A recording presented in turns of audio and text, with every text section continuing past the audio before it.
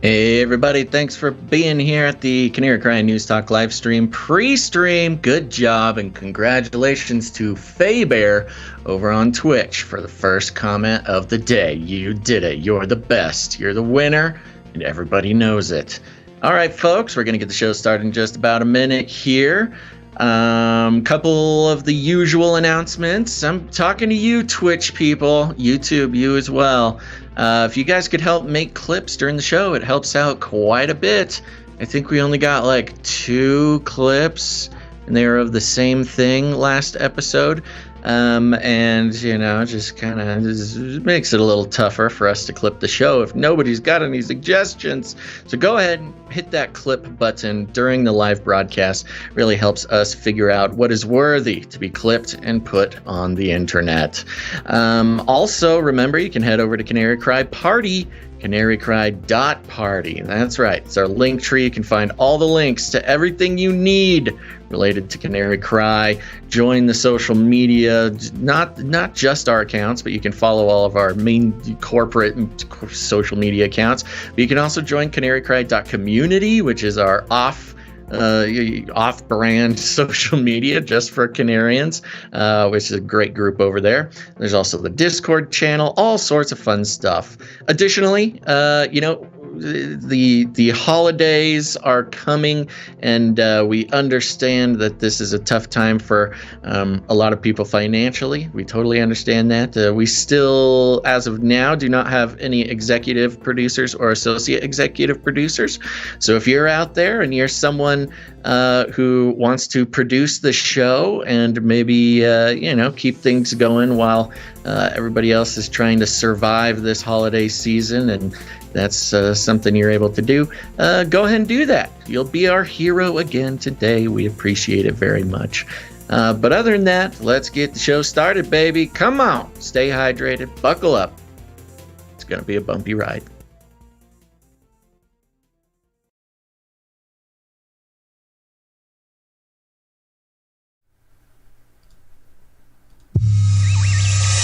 The world is getting crazier.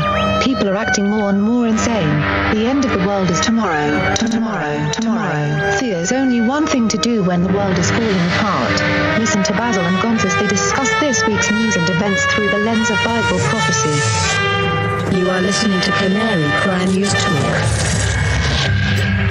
You're listening to Canary Cry News Talk. Today is November 17th, 2021. This is episode 412, and today we're talking space war rumors, baby. Razzle Dazzle. I'm your best buddy, Basil. And this is Gonz, your favorite Asian provocateur for Christ. Welcome to the podcast where we bring you the best news, which is the gospel message of Jesus Christ, while reporting the egregious with a well-rounded, biblically grounded take on world events. And we are... yes, live again, I suppose.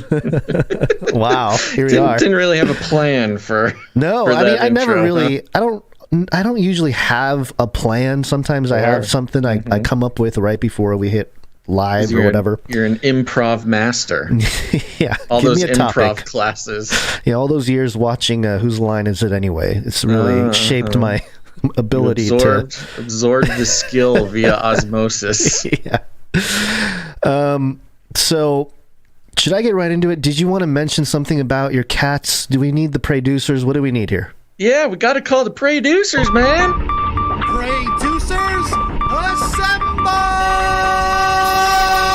Yeah, producers assemble on this mid-November Wednesday. It is Wednesday, my dudes.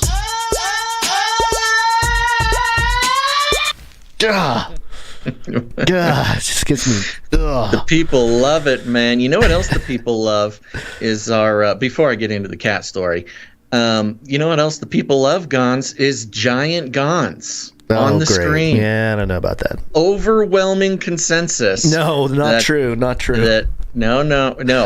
There's overwhelming consensus that they like big Gonz. There are some malcontents about Big Basil. Yeah. You know, when the googly eyes just keep getting bigger, it makes people uncomfortable. But that's the point, Gonz. It's called art. Oh, so you're an artist.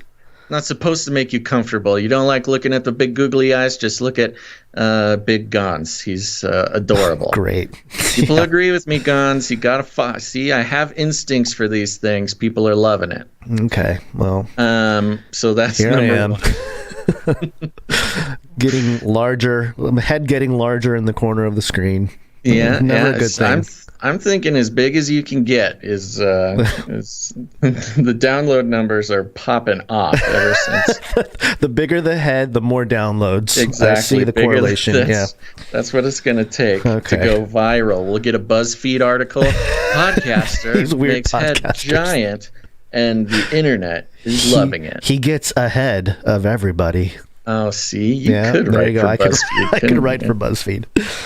Okay, your cats. So there you go. Yeah, tell us about your cats. The big heads are staying around.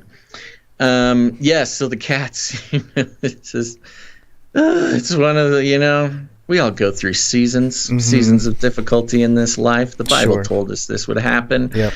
And it's all about perseverance and in the face of hardship. Gonzo, everybody knows I'm a crazy cat man. Okay. Cat man. Diagnosed, and I got 3 Monties. They're all named Monty. Monty 1, now it's Monty 2 is gone, but now it's Monty 3 and 4. Monty 1, 3, and 4. Over the course of a week, all 3 cats have fallen ill in one way or another. Uh-oh. Yes. Kitty Corona getting around town? Your neck of the woods? Dude, better mask up. I seriously thought so. I don't know. There's not been the kitty corona pandemic. Totally. There's not been a kitty corona diagnosis yet. Okay. But all 3 of them have got the most adorable little stuffy noses and sneezing. Gosh. And it started out cute until it wasn't. Because now at night, the house is just a chorus of gross cat sneezes and sniffles and cat boogers everywhere. Snot rockets, yes. So I've been to 4. Of course, they couldn't all get sick on the same day because then I could, take them all at once. Efficiently take all 3 cats to the vet at once. Nope, it's happened over a week. They all have kitty colds. And they're not all exactly, for some reason, each one of them has like a different medication to give them, which I've never given cats medication besides Rumpy 2, who had some palliative care during her cancer. But yeah, one cat, I gotta spray this antibiotics in his mouth. He hates that. The other one, I have to shove a pill down his throat, which he does not like that. Yes, I'm learning a lot. There's this Canadian veterinarian on YouTube who does a great job of teaching crazy people like me how exactly to administer cat meds. And then this other cat, I gotta put a saline drip in his nose when he starts. Gosh. So I have 3 different medications, 3 different modes of delivering these medications. Gonzo, I used to be able to wake up in the morning, just plop some wet food in the bowls, and go about my day. It's like a half-hour process in the morning now to feed these cats and give them all very specialized medical treatments.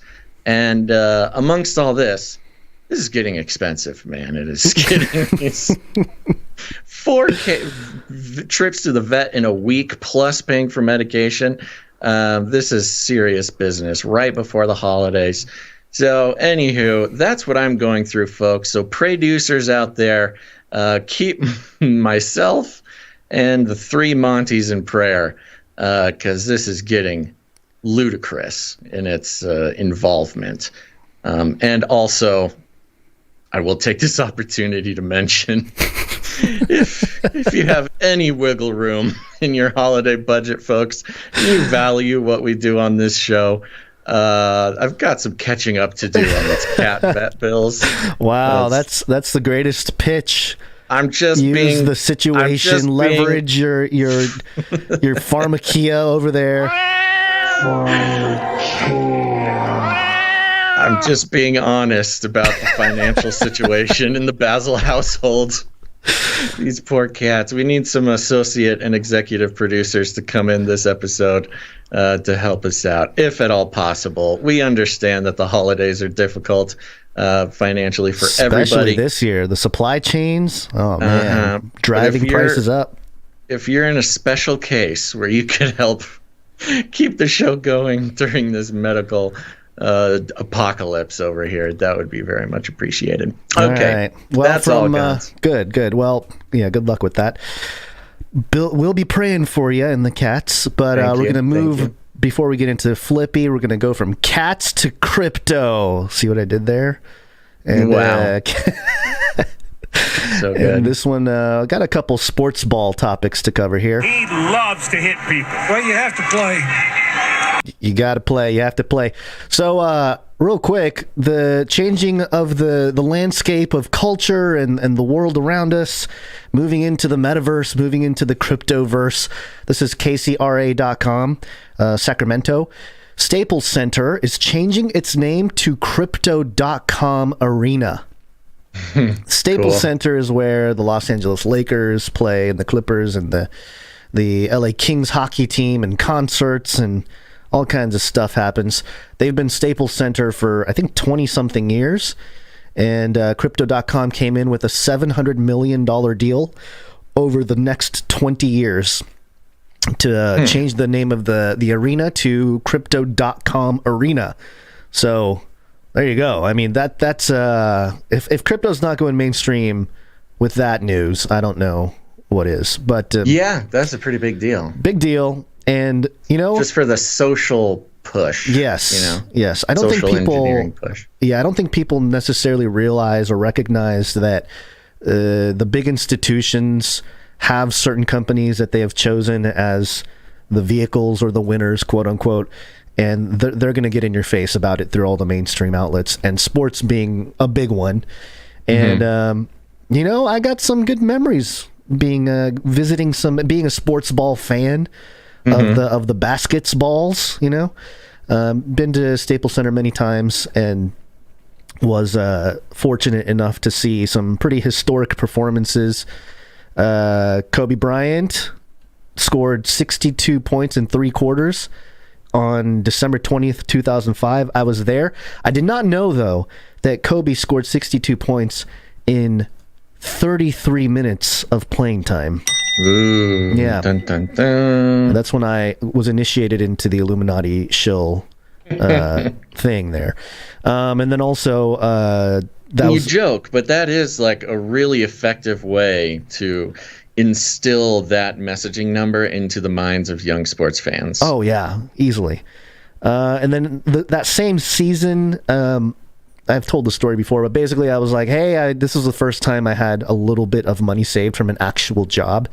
And I was like, hey, I want to go see a couple Laker games. And there was a game to be played on my birthday, the 22nd of January in 2006. But I was like, I don't want to go see the Lakers play the Toronto Raptors. You know, they were a very good team at the time. So I was like, I'll pass. And that's the night that Kobe Bryant scored 81 points. The most points scored in an NBA game in 50 years or whatever. So I think I recall this story. Yes. But worth telling again. Worth telling again, yep. It's very healthy for us to talk about our biggest traumas in life we can all heal together, Gonz. Yep. Saw Kobe Bryant buzzer beater in 2010. Another game in 2020. My dad wanted to go. So anyway, that's my Staples Center history. Okay. No more. It'll be Crypto.com Arena.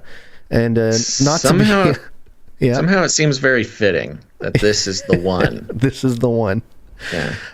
So not to be outdone, though, this is JusticeNewsFlash.com. Shohei Otani of the Los Angeles Angels baseball joins FTX as the global ambassador. The superstars of Major League Baseball will be paid in cryptocurrency.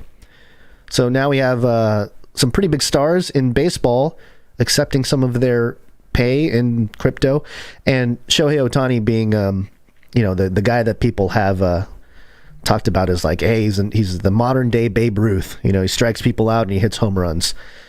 And then FTX I think they named an arena after FTX in Florida somewhere. So, I mean, they're pretty big time, and they are, as far as I understand, connected to the quote-unquote financial cabal. FTX is. So, again, a company chosen to be the vehicle for rolling out the crypto stuff to the masses. And, what I'm worried about, timing-wise, there's always like a crypto cycle. You and I, Basil, we've been looking at the crypto cycle for, I don't know, at least we've lived through, this is our second cycle, like really paying attention, I guess. And it's every around 4 years. Yeah, we've been covering it closely on a regular basis since about 2015. Yes. 2015 or 16. But yeah, so based on all the experts, and I'm not like a market expert or anything like that, but a lot of people are suggesting that there's an extended bull cycle here. We don't know what's going to happen with mainstream adoption, whatever.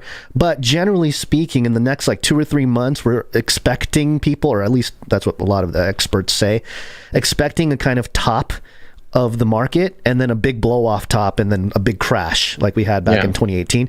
And if that's the case, and they're getting all these new people into crypto, and they're like, oh yeah, buy crypto, and then a huge crash, that'll be a very strategic institutional move to get all these mainstream people to start buying crypto, and then bam, a huge crash. Which would drive the bull run, and then also the next bull run, set up for a wonderful little catastrophe. Yes, yeah, exactly. Yeah, bring in the FOMO, and then bring in the big market manipulation. Classic move. And then, so anyway, just kind of the temperament of the economic changes happening here, and also into the metaverse. Welcome to the metaverse. And this is RT. Let me just quickly get through it. First country agrees to set up embassy in metaverse. Ooh, a country. Wow, that's a big deal. I mean, we talk about what exactly, it's easy to scoff at the metaverse and how it's fake and blah, blah, blah. And we made the point that, because the institutional money, the economics of it makes it real, perhaps realer than other things. Yep. But if a nation state is putting an embassy there, that's a whole nother level of legitimacy. Yeah, I'm realizing now, Basil, your hand, or at least part of it, covers up some of the chat. Okay, I'll keep my hand down. Yeah, you got to keep it lower.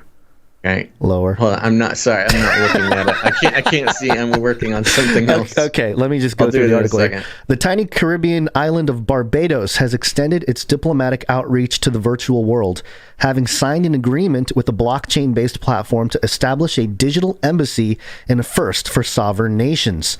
The Barbadian government officially signed an agreement to establish digital embassy in Decentraland, a user-owned Ethereum-based digital environment, on Sunday. CoinDesk reported. Oh, by the way, I completely forgot to get all this. I knew I was supposed to do something. So last night, I went into Decentraland and I did a little scoping around. You know me, I've been doing a little scouting of the metaverse. And I recorded some of it.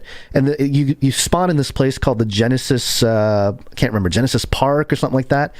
And, or Genesis Place. And there's a giant portal in the middle of it, this like spiraling portal that you go down.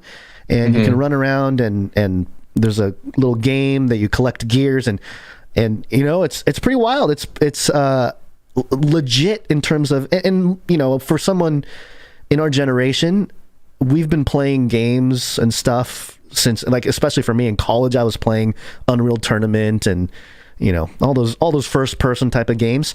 So it felt very natural to jump in and be like, oh yeah, WASD to move around the mouse and just first person view.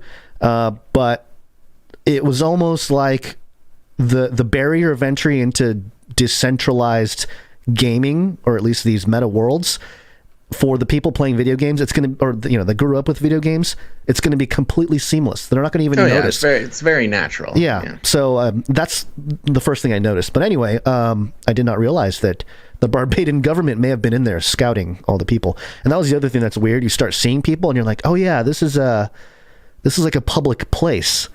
You see all these people spawn, and people are trying to friend me and stuff. I'm like, I don't know you. It's the new town square, man. I know. Well, good for you for getting in there early. I've been meaning to. Yeah. The only thing I know, I've been to Barbados before. The only thing I know about Barbados is that's where Rihanna is from. No, Rihanna? Yeah. Nice. The island does not plan to stop its digital expansion at that and is ironing out details for similar deals with a number of other virtual reality platforms, including Somnium Space and Superworld, according to the ministry. And those are a couple of projects that are out there. Just connecting what I was saying about Rihanna, just to fill that out. The reason I bring that up is because when we were there, we really got the sense that Rihanna was kind of like an unofficial queen of the island, like for real. And you could see different family members of hers driving around in like souped up Escalades and like wearing big, huge gold chains and stuff. And you're walking and everybody's like, oh yeah, that's Rihanna's cousin. Or, oh yeah, that's Rihanna. There's like this strange sort of nobility spawning from her family. And I imagine that Rihanna would have some pull, with the government, or at least they would listen to her. And perhaps she was part of the influence of getting them to open up an embassy there, which, kind of connects the whole metaverse thing to the celebrity idolization culture and how that affects governments in this case. Yeah, well, it's not just the celebrity world. It says here, set sometime in January, the opening of the embassy will make Barbados the first country in the world to recognize digital sovereign land. Though the initiative is still in an early phase and somewhat experimental, it follows other moves into cyber realm in recent years, including the creation of an electronic Barbadian dollar in 2016. That concept was spearheaded by the country's current envoy to the United Arab Emirates, Gabriel Abed, who's also leading efforts to set up the Metaverse Embassy. Who did we just see pose with our friend Klaus in front of the giant metal cage? That was the UAE, wasn't it? Yes. So there you go. There's another touching point with the whole World Economic Forum. What was Klaus talking about? The cyber pandemic. You can't have the cyber pandemic until the cyber realm is a little bit more tangible, a little bit more important to the global infrastructure. With if you have all these embassies have a metaverse and like all this stuff is happening in there that dictates world affairs, and then you have a problem in there, well, then the problem gets dragged out into the rest of the physical world. So I don't know, man. This is it's geopolitical ramifications. Yes, cyber geopolitical. It was perfect place for a cyber pandemic. So there you go. In the meantime, there we go. Half hour into the intro, we're ready to start the show. It's good thing to do when we have a time limit. Yeah, well, it's all part of the show, I jest. All right, let's talk about Flippy. Flippy update. Do you want fries with that? All right, folks, time for the Flippy update. If you're new to the show, Flippy is the colloquial name for the disembodied robot arms that are taking our jobs, enslaving our children, and, you guessed it, flirting with our spouses. We like talking about Flippy because we get to explore all the fun, new, and exciting ways that robots are taking over the world and just how there's nothing we can do about it. Today, Gonz, we're taking our Flippy update from CNN.com. Yeah. This is, edition. The bastion of truth. CNN. Yeah. It's about time they got on their game. And the headline is a tiny robot to plant seeds in the desert and a simple way to keep plastic out of the ocean. Global Grad Show looks to a greener future. And it reads like this: the annual Global Grad Show in Dubai is never short on ideas. Some are bewildering, but others might just change the world. The show, billed as the world's most diverse gathering of graduate design projects, aims to provide solutions to social and environmental issues, with the cross-pollination of ideas and the meeting of minds all part of its appeal. Due to the COVID-19 pandemic, the international exhibition was partly virtual this year, but the MENA, Middle East and North Africa section of the show was an in-person event as part of Dubai Design Week. As in 2020, many concepts responded to the pandemic with a host of ideas tailored to, quote, the new normal. Global Grad Show director Tadao Caravieri told CNN this year's show had 2 or 3 trends. Okay, that's nice. 2 or 3 trends.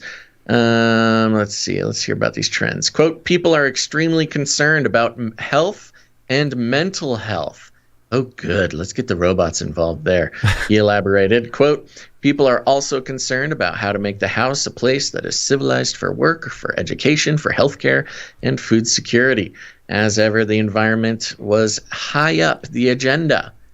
Again, the environment. We're talking about climate change. In the midst of a pandemic, at a robot design show, the whole thing is revolving around the environment and climate change rather than a pandemic. This says a lot, fits in with what we've been tracking, often dovetailing with pandemic-related concerns. Delilah Mansour and Kaya Tweni, students at the Dubai Institute of Design and Innovation, created Wasteology, an indoor composting machine that doubles as herb and vegetable grower.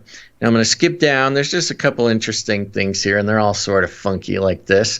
But here's one that really got me excited, Gonzo. Mazyar Etihadi, a student at the same institution, similarly looked to home with, quote, a seed bot. His solar-powered robot designed to sow seeds in the desert. Quote, I just wish that there were more plants, more greenery out there, he said. So this Mazyar just sort of has a fundamental issue with the idea of a desert. And you know, the sort of fairly common geographical areas on Earth that are defined by less than a certain amount of rainfall per year. No, Mazyar doesn't like that. No deserts allowed. A seed bot is approximately 20 centimeters long and designed to recharge during the day and work by night. Working autonomously within a set 5-kilometer radius, its 3D printed legs crawl through sand in search of the right levels of moisture detected through one of its eyes, in which to plant a seed with built-in collision avoidance. Humans are only required to refill the robot. I think it was an easy solution to come up with, but no one had actually come up with it, Etihadi said, adding he's working on a version capable of navigating different types of sand and that a few investors were showing interest in his creation. Got a little picture of the little sand bot here, a little seed sand sower. This is the little robotic creature that will transform all of Earth's deserts into thriving rainforests, apparently. I kind of like the idea of this, you know, especially when we're looking to the deserts for our Canary Cry bunker village. You know, once the society collapses and all metropolitan areas have been converted into corporate-run nation states with, you know, inhabitants having to claim their loyalty to Facebook and, you know, perhaps living on Jeff Bezos's Amazon orbital factories, something like that. Gigafactory. Yeah. Well, Elon's, you know, Gigafactory. Those of us still who haven't been turned into zombies for one reason or another will need to take to the desert like the Israelites of old, to, you know, live our lives that way. Unleash the seed bots and seed this land. Exactly. A little squad of seed bots. You just let them out into the desert. Just, you know, wait and let the robots turn this uninhabitable, you know, hellscape into a beautiful, lush forest. I think it's sort of missing a couple of the points about deserts, meaning that I don't think the reason deserts are deserts is because of lack of seeds. I think it's because of general hostility in other ways. But you know what? Climate change. You know, this little guy can turn our, you know, 40-acre plot of barren desert into a thriving ecosystem. I'm here for it. Oh, I like how they pick the guy who lives in a desert to be like, climate change has inspired this young gentleman to make a swarm of robots. It's just a weird, I wonder how much climate change. You always hear about climate change, killing the rainforests, melting the ice caps, setting forests on fires. Nobody's ever polar bears. Climate change is making this desert even more deserterier. We got to stop this. There's even more sand than ever. Sure. If anything, climate change, if you follow, again, I'll steel man their argument. The climate change argument meaning more erratic weather and possibly even more rainfall and hurricanes. Perhaps climate change will actually fix the deserts on its own. And, it's just a matter of getting these cute little seed bots to go out there and do the rest of the work. Yep. All right. Something to think about, Greta. Oh, great. Greta and her swarm of robots that seed stuff. Yes, great. Greta will become her own robot overlord. Blah, blah, blah. All right. We're going to move on here to the cyber pandemic. The COVID-19 crisis would be seen as a small disturbance in comparison to a major cyber pandemic. Thank you, Klaus. This is the Telegraph.co.uk. Amazon customers blocked from using Visa credit cards. Millions of Amazon customers will be blocked from shopping on the website next year after the online retailer banned the use of Visa credit cards in the UK. In an email sent to customers, Amazon said it would no longer accept the cards due to the, quote, high fees Visa charged for processing credit cards. The ban will come into force on January 19th. The retail giant offers its own credit card, which is operated by MasterCard. Oh, that's how they're doing it. Customers will still be able to use Visa debit cards and non-Visa credit cards, such as MasterCard or American Express. So you can still use Visa debit because the money happens right away, I guess. A spokesman for Amazon said, quote, the cost of accepting card payments is an obstacle for businesses striving to provide the best prices for customers. Those costs should be going down over time with technological advancement, but instead they continue to stay high or even rise. As a result of Visa's continued high cost of payments, we regret that Amazon will no longer accept UK-issued Visa credit cards. I mean, dude's got a point. Yeah, he does. But also, I don't know. Okay, let's just keep going. Well, what it does is it plays right into the master plan that Silicon Valley doesn't just want to be your only retailer or your only music player or anything. They want to be your bank. Right. They want to be your bank. And that's the whole thing. They want everybody in one place so that when the cyber pandemic happens, they can freak out more people at once. They want control of your money. Yes. Roughly 9 in 10 British shoppers use Amazon, according to Mintel, a research firm with around 40 PCE using its Prime subscription service. Amazon declined to comment on how many customers will be affected. Credit cards provided by Barclaycard, HSBC, and Vanquis, is that how you say it? Vanquis, use Visa's payment system. The issue related to Visa increasing its credit fees after Brexit. The EU enforces a cap on fees charged by card issuers, which is no longer in place in the UK. Sarah Coles, of broker Hargreaves Lansdowne, warned customers they would need to change the card linked to their account if the ban went ahead. Quote, this is a massive hassle. If you don't have an alternative credit card and you can't use your debit card, you'll need to rethink your credit provider or find somewhere else to shop, she added. Just all these lines. I was going to mention the inflation aspect of it too. Just in general, money being inflated, no considerations there. It's a good opportunity to just stake your claim with a certain credit card issuer in MasterCard instead of Visa. Brand loyalty, baby. Yeah. The good news, and that does speak to kind of a mark of the beast thing, where if you don't have the mark, you can't buy or sell. I mean, we're starting to see it in all these different. I mean, it's always kind of been there in a certain way, but I guess it's just more transparent in our modern technological era with the new technological tools. Well, and interestingly enough, I mean, MasterCard, Visa has had their own involvement, but MasterCard is very involved in the sort of crypto,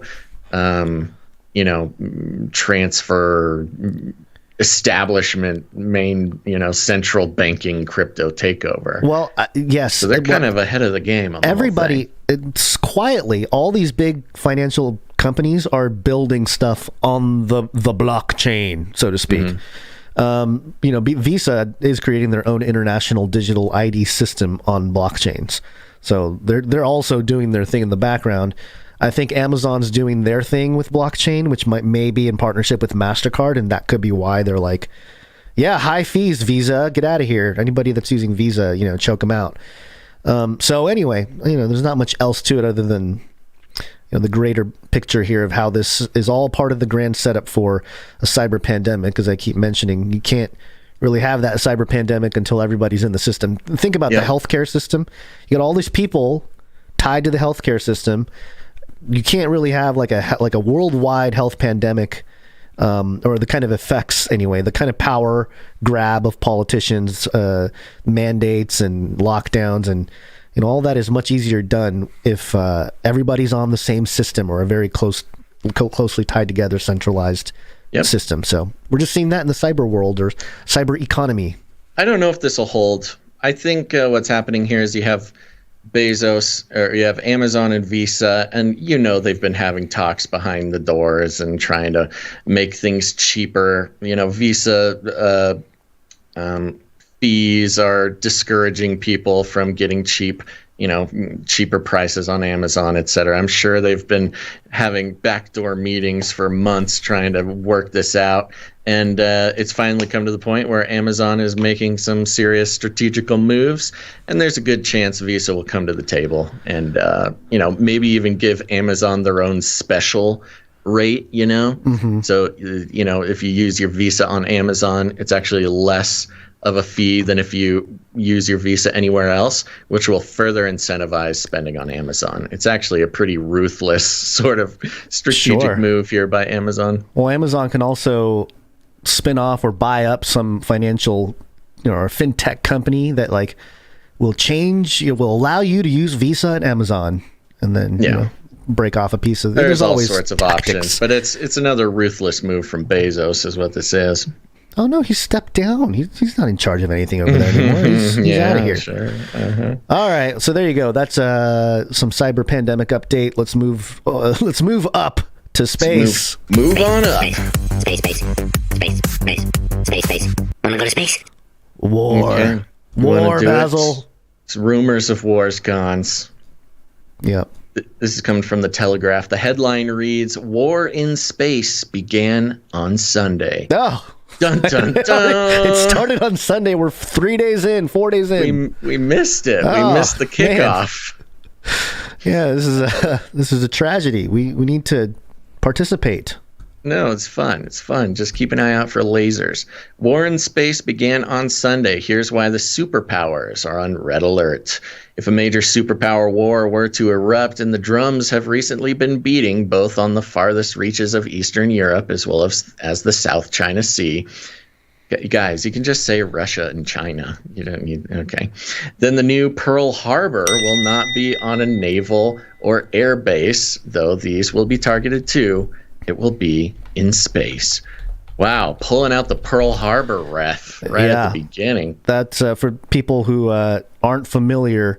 There was a document that came out prior to 2001, the whole 9/11 thing, and it talked about how they needed a new Pearl Harbor attack, some catastrophic and catalyzing event like a new Pearl Harbor. So very strategic and perhaps showing the hand of who's really behind this article from the get-go.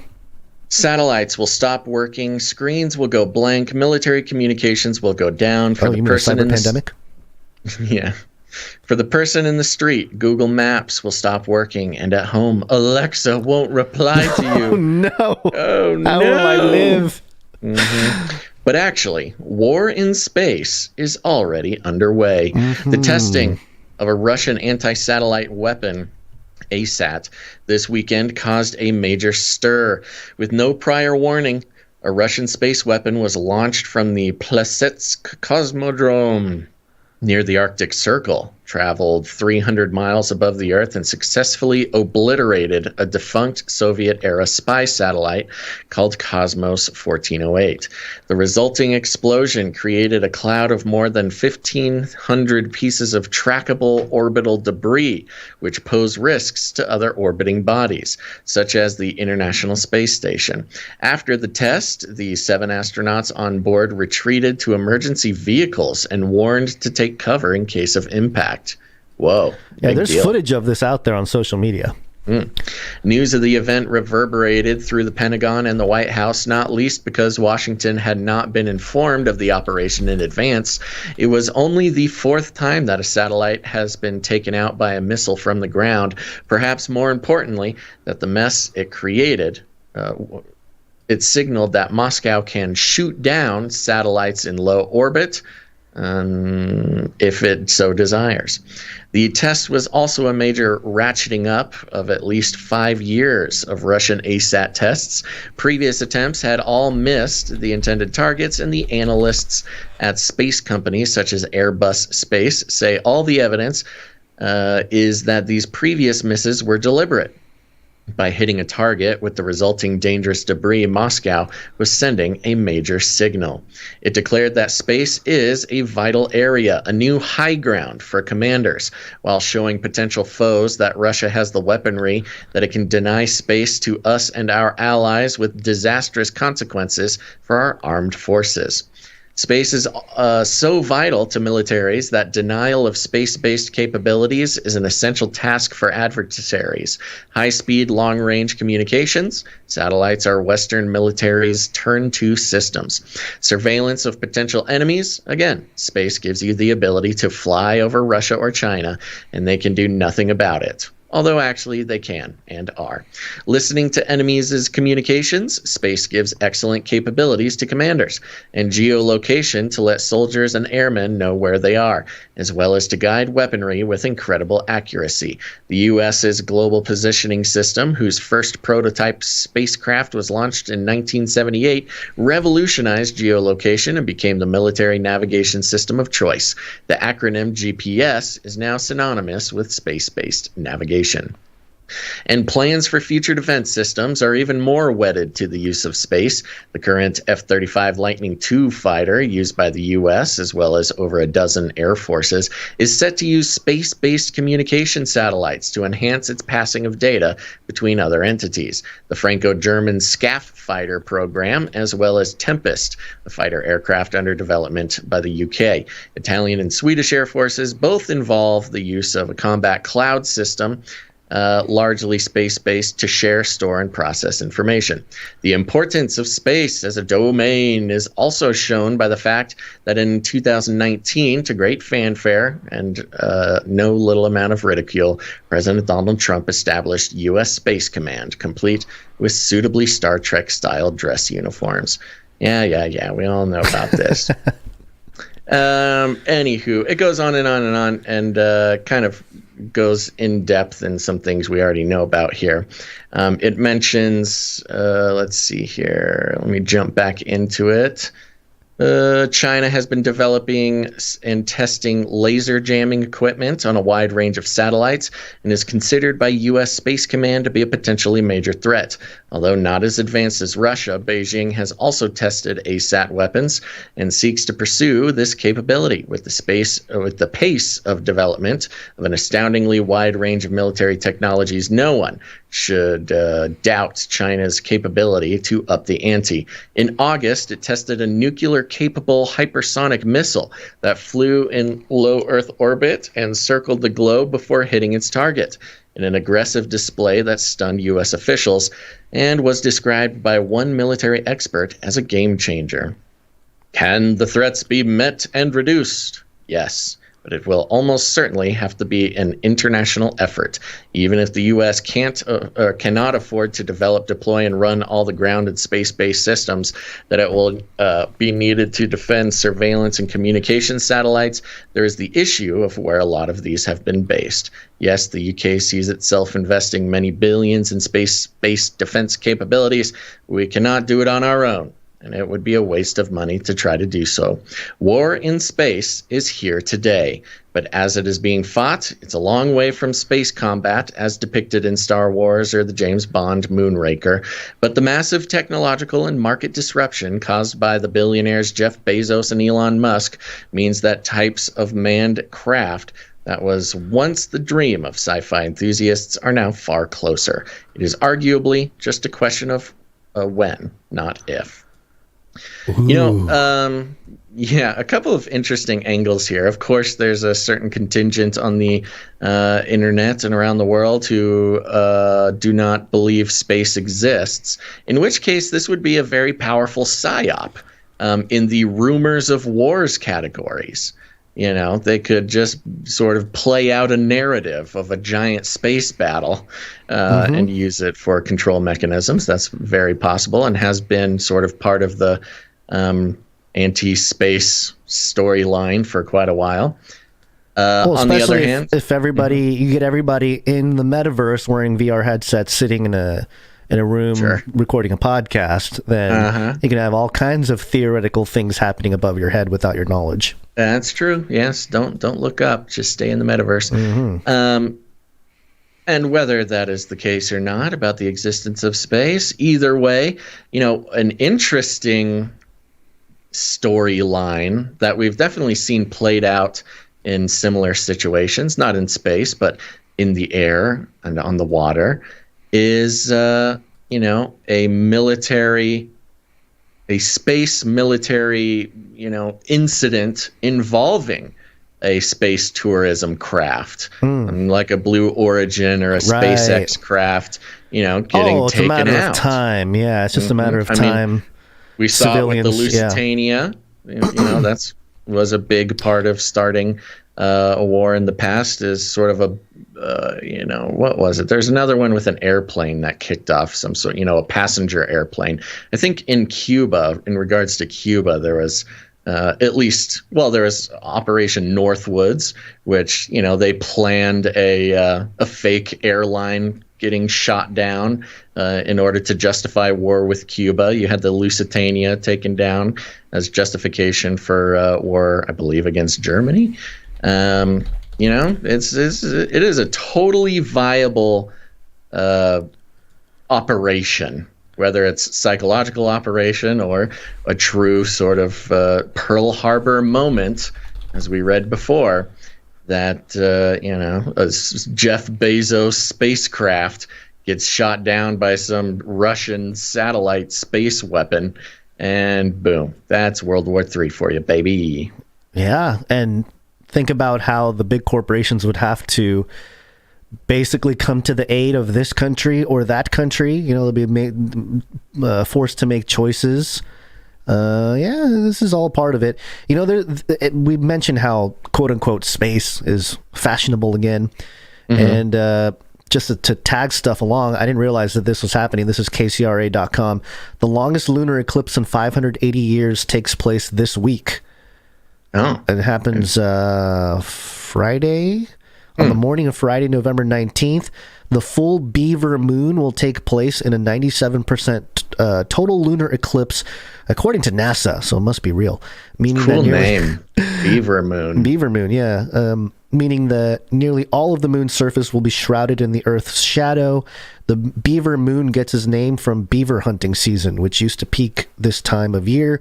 Plus, beavers start retiring to their lodges for winter around now, too. Their lodges. Is a beaver a metaphor for the Masons or retiring to their lodges? We're on to you, Masonic beavers. Are they? Oh, jeez. That is just message. Asking. It's a message, Basil. Depict the Masonic beavers retiring to their lodges during an eclipse. Controlling the space wars during the lunar eclipse. Wars. For, hide on us. The rocks fall on us. Hide us from what's coming. It's I just thought it was interesting. Just all the madness surrounding the space and looking up and the lunar eclipse. But the stage I think you're right. Definitely being set. Yeah, all the drama. You're right. Exactly. Literally speaking, the stage is being set for whatever, false flag, whatever. You talk about blue beam, you can bring all that into the conversation, and it'll just be stuff happening above your head. And I think part of rolling out, what was it called? The Elon Musk project that Starlink, rolling out Starlink so people can see it, right? It's got a weird kind of taps into the supernatural part of seeing the chain of satellites fly over your head. You know, a lot of people have thought it's a UFO or whatever. You know, whereas with space, you know, satellites in the first place, or they're sort of like, yeah, we're told they're up there, and you know, maybe you can see something moving, but to really see the Starlink constellation in the shape of Elon Musk's face, right, move across the sky really gives a tangibility to the space wars. And we know he's not going to be alone up there. There's OneWeb that has their satellite internet system. Facebook's been working on it. Everybody's been working on this infrastructure, which means it's probably being built or has been being built for a while. And, you know, it's going to help facilitate the metaverse to everybody, which is why I keep saying this connection between space and the metaverse. All about the metaverse to this guy, folks. I'm just saying, you can't have that internet speed and everything else without a worldwide covered system. I'm telling you, once we get those seed planting desert robots to create our little oasis in the desert, we're going to need Starlink to keep the show going. Yeah, there you go. All right. Speaking of all this craziness, how about some COVID? You ready for some COVID? I'm ready. It's COVID-19, COVID-19, COVID-19, COVID-19, yes. COVID-19, COVID-19, coronavirus. Vaccine, number one way. The chat is erupting with Beaver, Build Back Better, Build Back Beaver. Yeah, they got Beaver fever over in the chat here. Telling you, man, it's a new Beaver world order. Mm-hmm. A couple updates real quick, and then we'll get into some of the stories here. This is CBS News. Headline: Moderna offers NIH co-ownership of COVID vaccine patent amid dispute with government. So we were tracking how the Moderna came out and said, no, we're not going to put people from the NIH as part of the patent there for the technology. Mm-hmm, but apparently there's a patent war going on between NIH on behalf of the taxpayers, yes, allegedly, yes, and Moderna, right? It says on Monday, the NIH has engaged Moderna in good faith discussions to resolve a months-long dispute over the company's patent application that advocates say could impact global production of the shots. We don't have to get into the details there. Just a quick update on that, which is it's interesting how the NIH, or at least CBS, frames it as the NIH comes out with good faith discussions. You know, still sort of funny. Pushing when Moderna back. Was the one, holding everything back. Yeah. So anyway, so have they actually agreed, or they're just saying talks are moving forward? I think it's ongoing discussions. Okay, but so they're not going to court right away. Right away. There's good faith discussions. We don't want to pay all the legal fees, and we're already struggling with enough money here. As long as we're doing little updates on the vaccine here, there was an update we reported last week about how there was a freeze delivered in the courts on the OSHA vaccine mandate. Yes. It's being reported today. MSN.com mirroring the Daily Mail here. Headline: OSHA suspends Biden's sweeping vaccine mandates for private companies. And we actually had the link straight to the OSHA website too, so this is verified.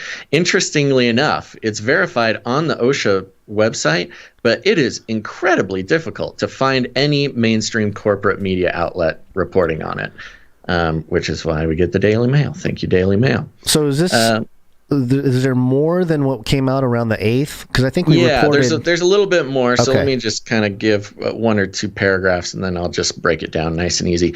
The Occupational Safety and Health Administration, OSHA, suspended implementation of its order requiring COVID-19 vaccines for private companies after a federal court blocked the measure. OSHA announced Wednesday, that's today, that it was ceasing all enforcement of the measure of the emergency order, which ordered companies with 100 or more employees to require vaccines or weekly COVID-19 testing, or face a maximum of $136,532 in fines. Wow, Gee. that is a very specific number. Wow.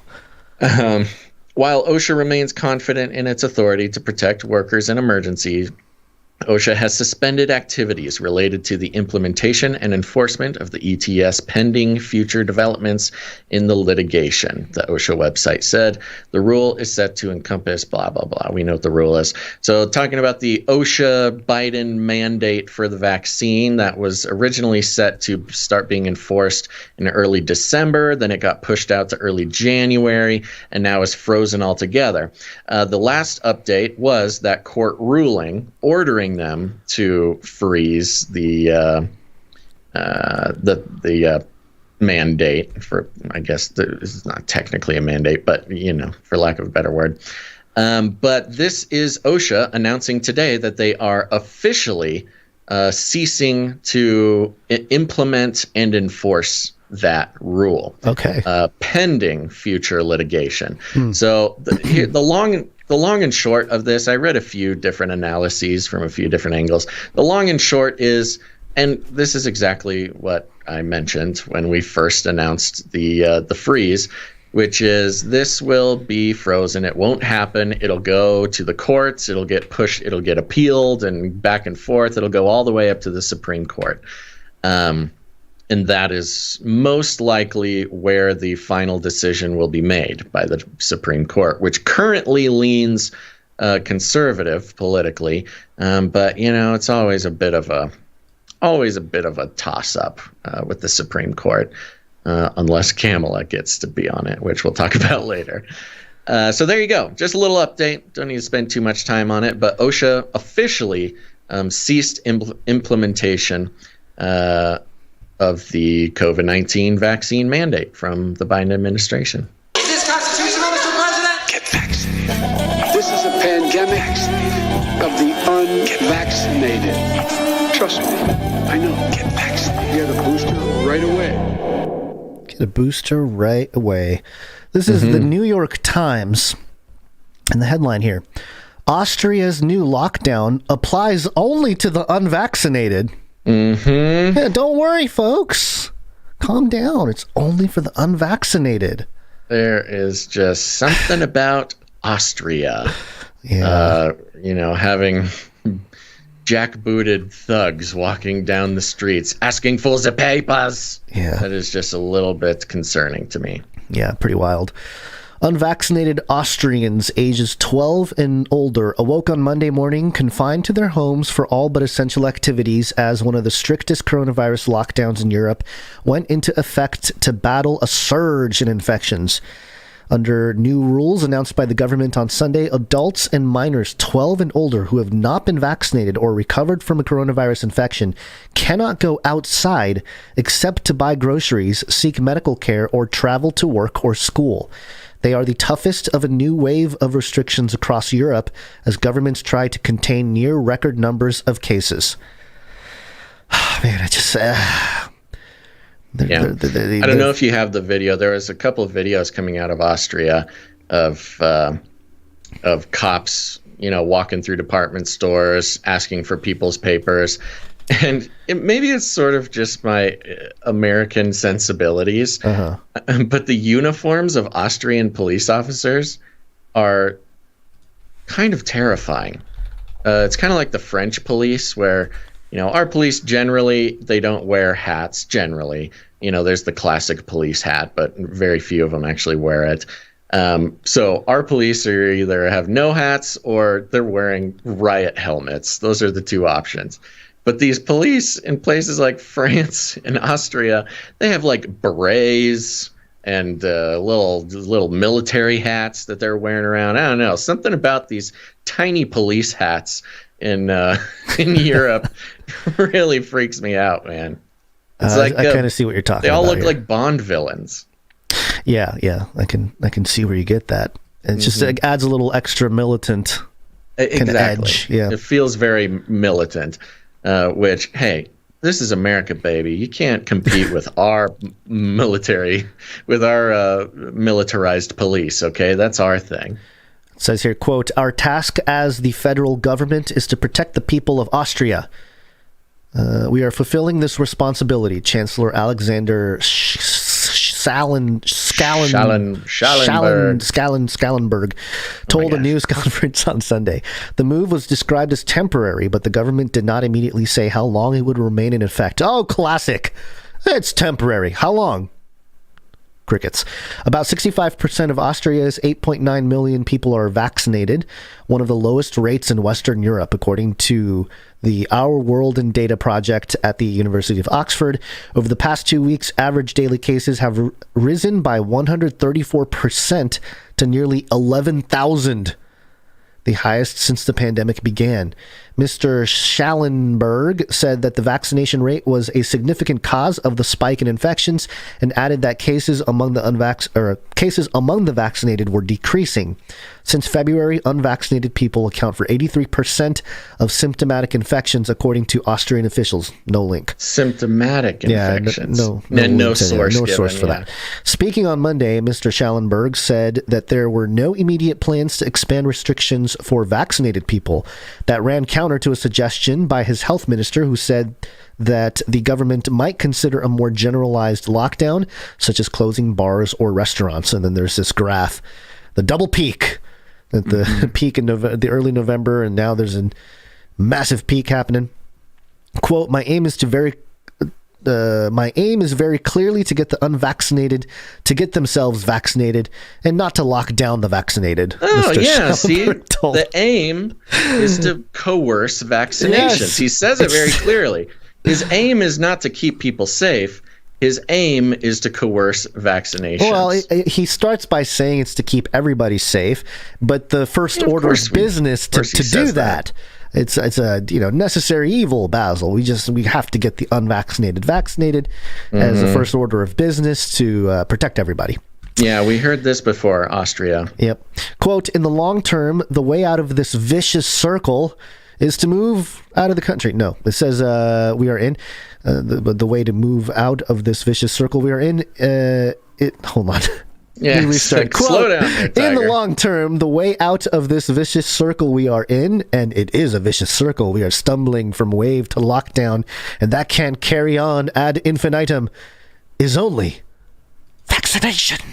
Yeah. Vaccination. Vaccine. A little bit behind on the messaging there, Schallenberger. Well, they got the notice. Europe, which threw off lockdowns this summer but has seen vaccination rates level off, is, quote, back at the epicenter of the pandemic globally. Hans Kluge, the regional director for the World Health Organization, said last week. The continent accounted for 59% of the world's newly reported coronavirus cases last week, and for nearly half the world's COVID-related deaths, the organization said. Over the weekend, the three parties that are set to form the next government in Germany agreed to impose stricter rules against unvaccinated people, including mandating that they obtain a negative coronavirus test before traveling on buses or trains, as infection rates reach new records. Spain's Basque region is also expected on Tuesday to announce new restrictions on gatherings in municipalities with the highest infection rates. But Austria's move stands out as among the toughest imposed in Europe or elsewhere in the world, experts said. In Britain, where cases have risen sharply since May, the conservative lawmaker Oliver Dowden said on Sky News on Monday that the government would not follow Austria's lead, saying that, quote, we have no plans to have that kind of differentiated approach between those who are vaccinated and those who are not.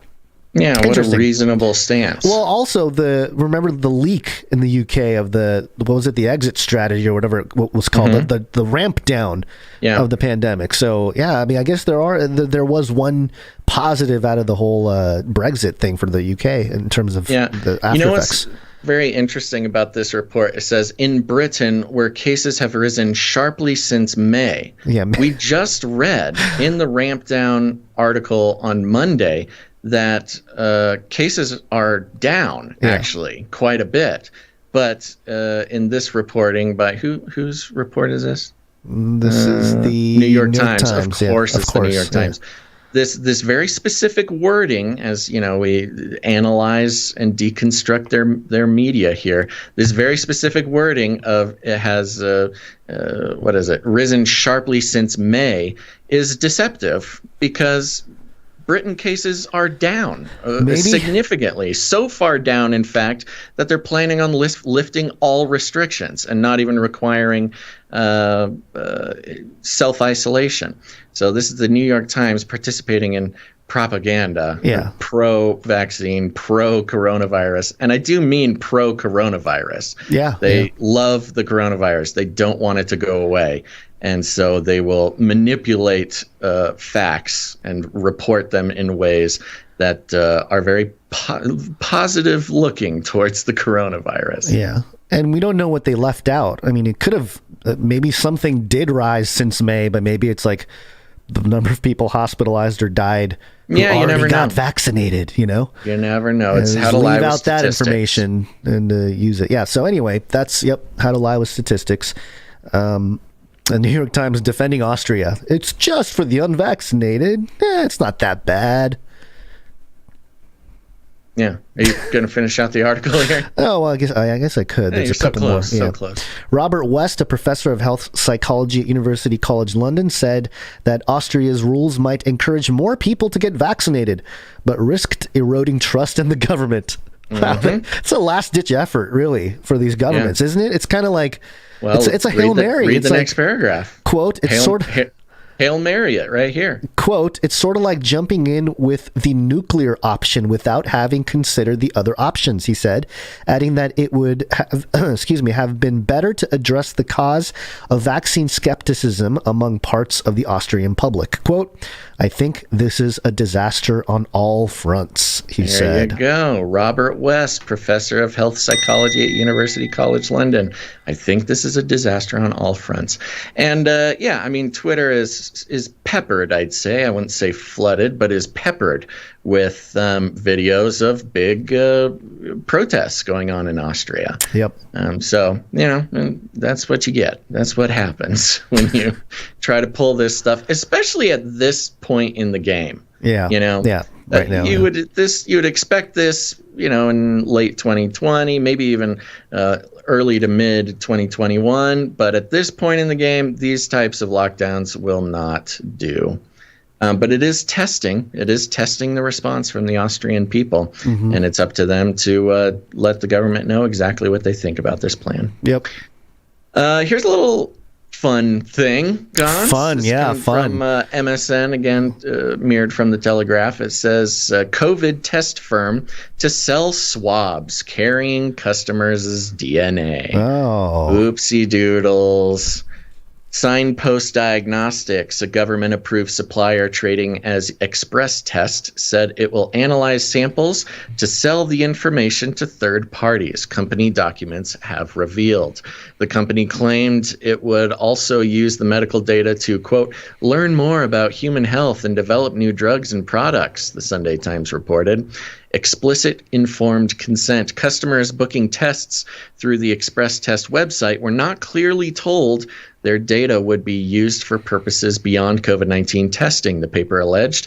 Instead, they were reportedly asked to tick a box agreeing to a 4,876-word privacy policy, which links to another document outlining its, quote, research program. Typically, analysis of sensitive medical information can only be carried out with explicit informed consent. Signpost Diagnostics, which has 71 walk-in locations across the UK, is reported to have delivered up to 3 million tests since June last year. The company charges between £35 and £120 for a PCR test and is estimated to have generated tens of millions of pounds from test fees alone. Its, quote, research program information sheet, last updated on October 21, says the company retains data, including, quote, biological samples and the DNA obtained from such samples, as well as genetic information derived from processing your DNA sample using various technologies such as genotyping and whole or partial genome sequencing. The policy also says Signpost may share customers' DNA samples and other personal information with, quote, collaborators, which is the most diabolical word they could have used. I know. Working with them or independently, including universities and private companies, and that it, quote, may receive compensation in return. Oh, okay. This beautiful little language here, just saying, yeah, we're going to sell your genetic information. It is unclear how many samples have been stored by Signpost or whether they have been sold or used for any research so far, but the policy says that data belonging to all those providing a swab is retained indefinitely. Last week, Signpost removed references to its research program from its privacy policy after evidence of its activities was passed to the Information Commissioner's Office, ICO, and the Human Tissue Authority. The ICO has confirmed it is investigating the issue. In response to the claims from the Sunday Times, Signpost said it is in full compliance with all laws related to data privacy, adding, quote, "We have invested significantly in robust systems and processes to ensure we protect our customers." No. That is what the problem is. No. Because we are testing our customers for potentially serious condition. Protecting that data is paramount for our organization. No, we're trying to protect it from you, Signpost.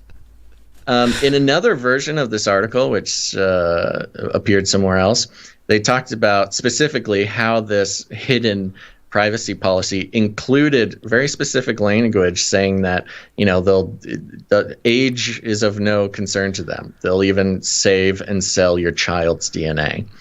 Wow, so, fun. I do have something to admit, Gonz, and I don't know if anybody was ever going to hold me to this, but, this whole don't take a test because they're going to take your DNA and sell it to China was a big concern over the past 18 months or so. Yeah.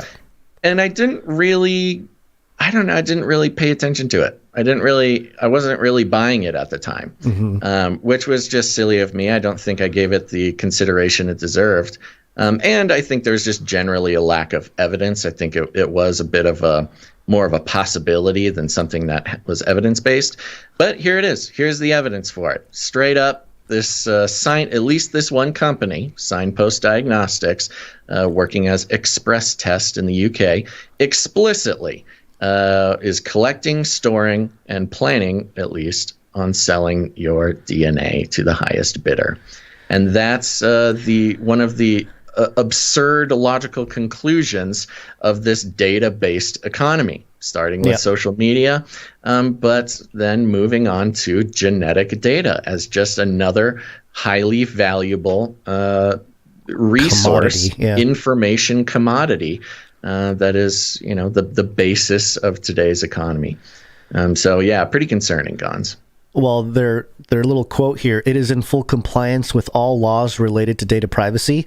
They're allowed to say that because they put out a 5,000 word document that you have to click to sign off on.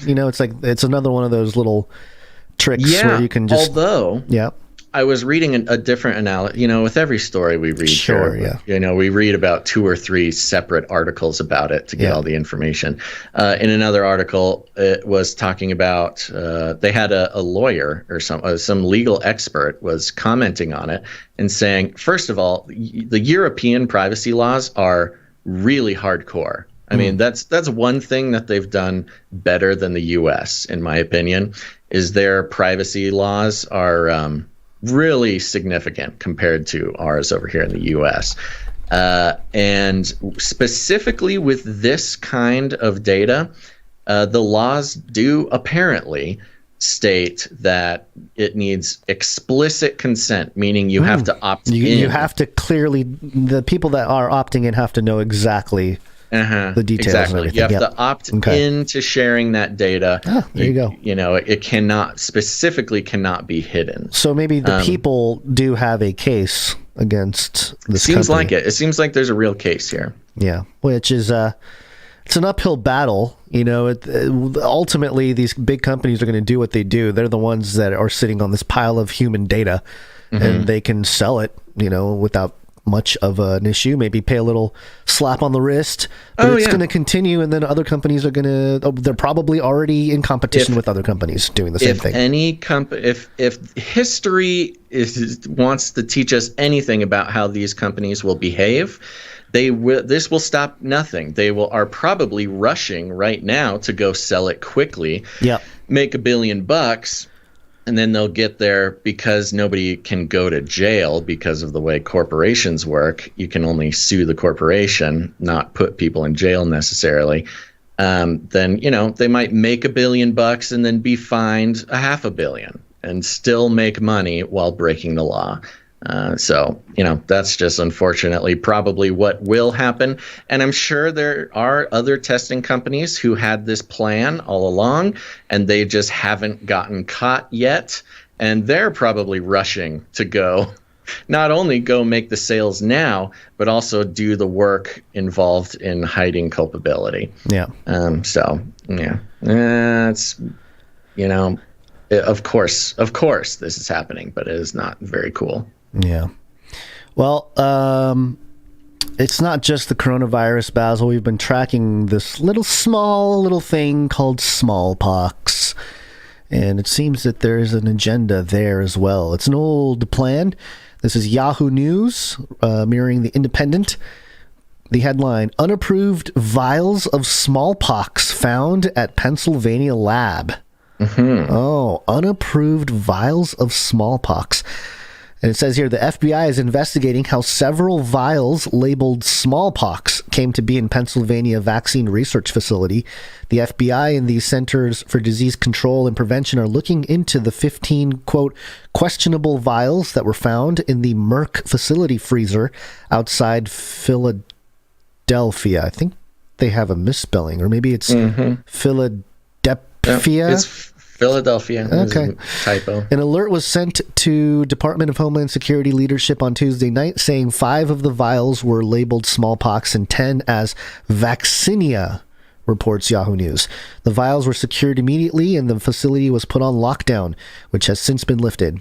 In a statement to CNN, the Centers for Disease Control and Prevention said, quote, there is no indication that anyone has been exposed to the small number of frozen vials. The frozen vials labeled smallpox were incidentally discovered by a laboratory worker while cleaning out a freezer in a facility that conducts vaccine research in Pennsylvania. CDC, its administration partners, and law enforcement are investigating the matter, and the vials' contents appear intact, it said. The CDC statement continued, quote, the laboratory worker who discovered the vials was wearing gloves and a face mask. Great. Again, yep, he's protected. See, we will provide further details as they are available. The World Health Organization declared smallpox eradicated in 1980. Before that, the highly contagious and deadly virus infected 15 million people globally every year, killing about 30% of those who caught it. The last known outbreak in the U.S. was in 1947.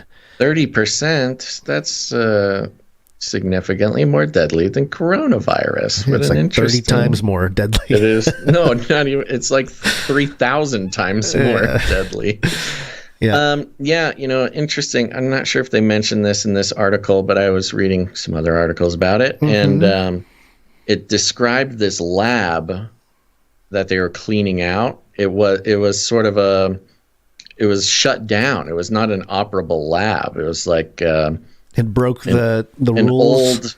Well, it's like an old lab that they were shutting down and shuttering and, you know, that kind of stuff. And they just happened to find it there. Yeah. But this is interesting considering some more recent news that we've been mentioning, specifically about smallpox. Just a couple notes about this one, Gonz. On November 9th, there was an article from the independent.co.uk and other places. The headline was, Bill Gates warns of smallpox terror attacks as he seeks research funds. Oh, that's good. Yeah, we played the clip on I think it was his Germ Wars during his Germ Games talk. And so, he was hyping up the smallpox possibility in his return to public life. But this was also floating around on July 4th of July. Wait, what's 6? Is that June or July? June. That's June. Okay, 4th of June, 2021. This is from the FDA.gov website. Says FDA approves drug to treat smallpox. And not just any smallpox, Gonz. It reads like this. The U.S. Food and Drug Administration today approved Tembexa to treat smallpox. Although the World Health Organization declared smallpox a contagious and sometimes fatal infectious disease eradicated in 1980, there have been long-standing concerns that the virus that causes smallpox, the variola virus, could be used as a bioweapon. So the FDA approving a smallpox drug, specifically under the context of it being a bioweapon. So a mix between I am not looking forward to the bio attack. Get your gas mask, folks. Just hey, replace all the articles with COVID or coronavirus and just replace it with smallpox. It's a new form of smallpox. It's genetically altered. And some nefarious character. It's whatever the narrative. Mix that with Fauci talking about when there is the next pandemic. Yes, and there will be. We will be happy that we will have all had this practice with coronavirus because the next one will be even worse. Well, it was Biden that was he's the one that said the next pandemic, and he said there certainly will be one. Yes. And it was like, okay. Yeah. So you mix the Biden administration planning for a next pandemic, because there certainly will be one. Fauci mentioning it. Gates asking for funding for germ games, specifically for a smallpox outbreak, such as an Event 201 type of event. And then, of course, the FDA approving a drug in June of this year specifically aimed towards a smallpox bioweapon. Yeah. You don't have to read the tea leaves to see this one, Gonz. Sure. Well, here's another data point that reaches back into the beginning of the turn of the century here. This is the Dark Winter. Do you remember the Dark Winter talk? Yeah, of course. The origin of that is from a document called Dark Winter Bioterrorism Exercise, Andrews Air Force Base, June 22nd to 23rd, 2001. And in here it says, in their roles as National Security Council members responding to the smallpox crisis, exercise participants were given information about unfolding events in 4 important ways: briefing, memos, newspaper summaries, and video news clips. And they have this whole mock game script thing. And you got players in there. You got the Taiwanese-China tensions, nuke biosmuggling, I mean, it lays it out, the whole plan. And that's the Dark Winter. And and let me just point out, because part of this story here that I find interesting, back to the Yahoo News, unapproved vials of smallpox found at Pennsylvania lab. If you pay attention, it doesn't actually say they really found smallpox. They said they found vials labeled smallpox, right? So they don't confirm that it was actually smallpox. Good point. They don't need to.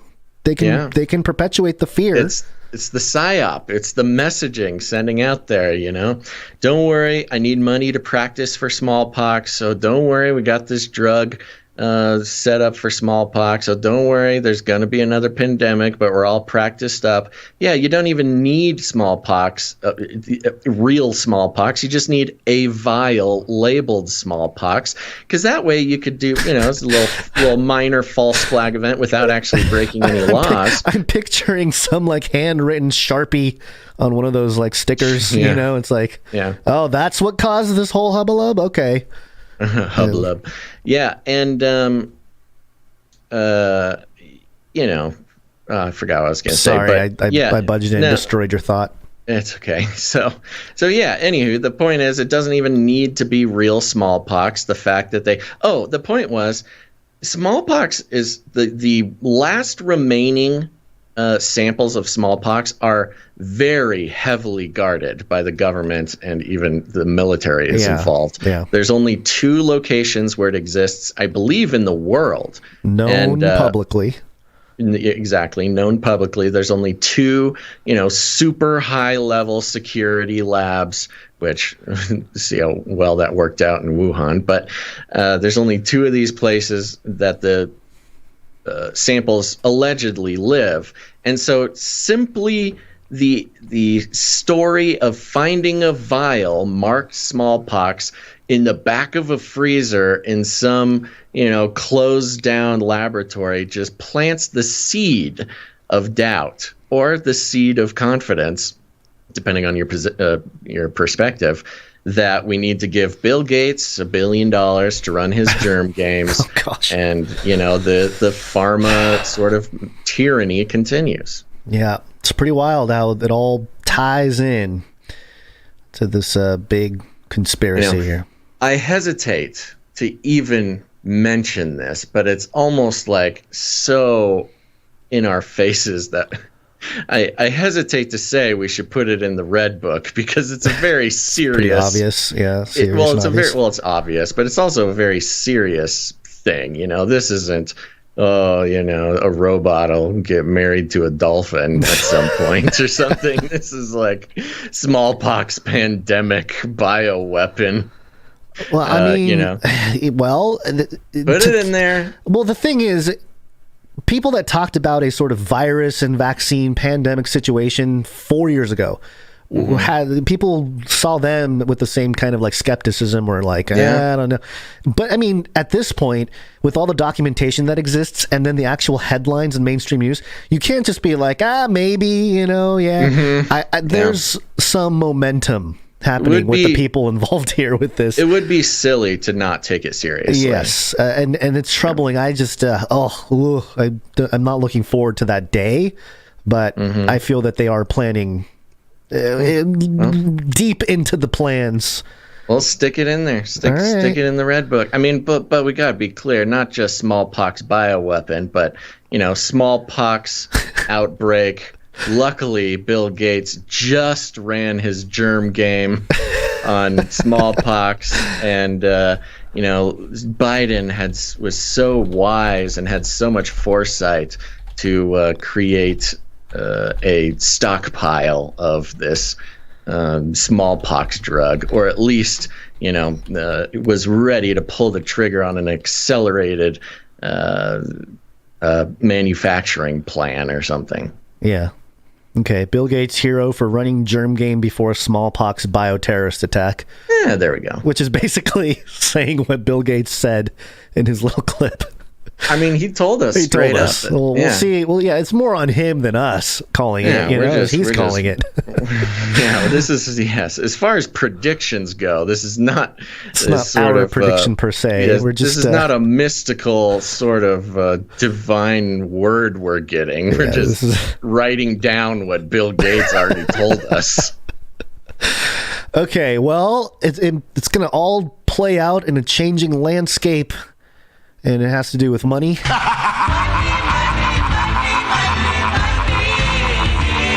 In China. Welcome to Chinese News!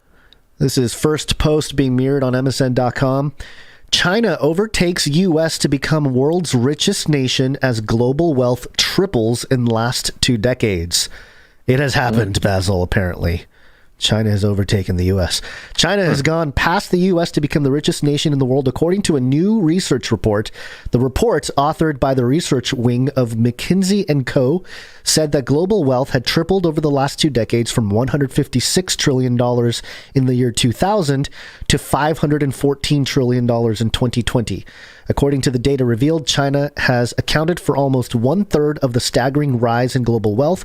The wealth of the nation surged from $7 trillion in the year 2000 to $120 trillion in 2020.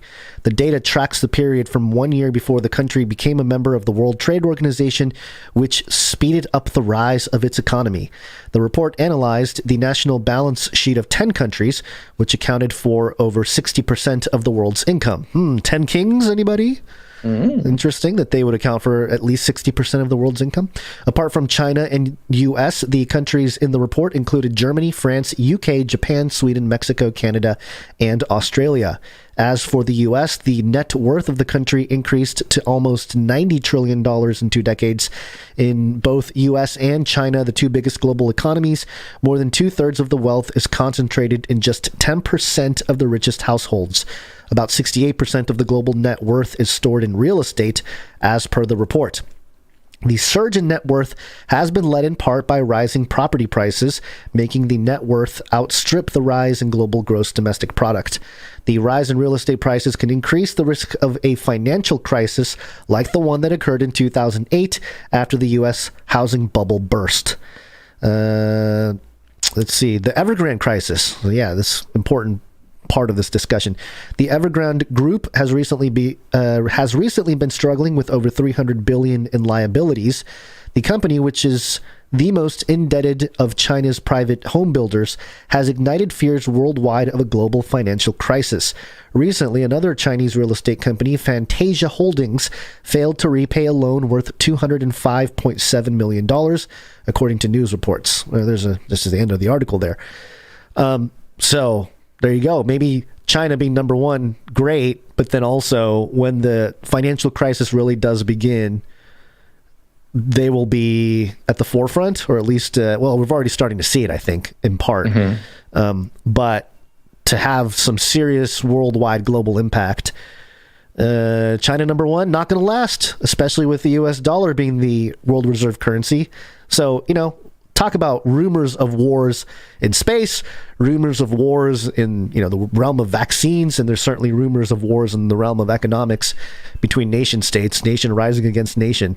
The monetary system being a massive tool in that war. And hey, we just got to keep an eye out for all this stuff and be able to surf the waves, so to speak, because it's going to kind of be nuts probably in the next decade as China gets rid of the dollar and other nation states gets rid of the dollar. The dollar slowly complete dies. Upheaval starting with China. Oh, here. yeah, I mean, the future is uncertain. It's very shaky in terms of everything, and everything is built on sand.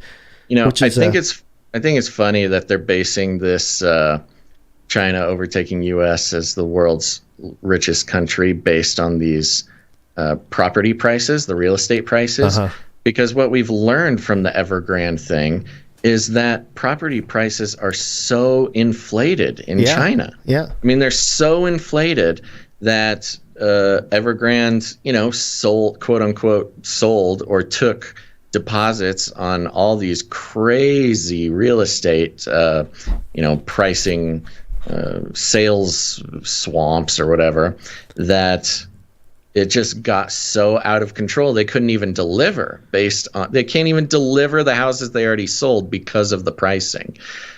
So I think basing this China overtakes the US as the richest country based on real estate prices being their main metric, I think it's a little bit of manipulation. And if not manipulation, they knew they had to report it quick because it's definitely not going to stay this way. I think the timing is interesting too, because if we're talking about the great narrative, right? Not just the great reset, but the great narrative. Who is going to take the blame for the crashing of the economy?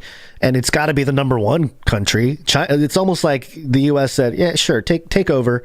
But when it goes down, it's on you, China. The world will hate you, China, So anyway, it could all be part of the war game here, the rumors of wars.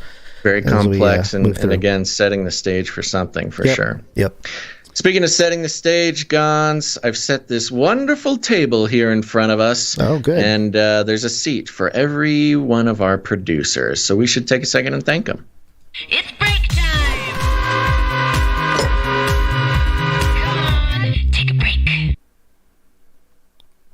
Yep. Where's your CanaryCry.Party, bro? Oh, I totally forgot about that. I actually failed. I actually failed, he says. Surprising himself and the world.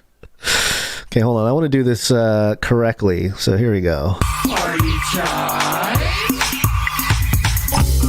Go to CanaryCry.Party, put it in your URL, just like that, CanaryCry.Party. You can subscribe to our email list. You can explore all the platforms where we currently live stream. You can find all the social media outlets that we're on, Discord, CanaryCry.Community, which is our own social media, as well as all the big corporate ones. And you can also support the show right off the page there. So visit CanaryCry.Party and go party it up. Party today. That's right. Weird. Awkward. Thank you, Gonz. Thank you. I remember when you bought that domain, and you're like, I can't help myself. It's CanaryCry.Party, bro. And I was like, oh, great. We're going to be those people. We have a .party domain. Best decision we've ever made.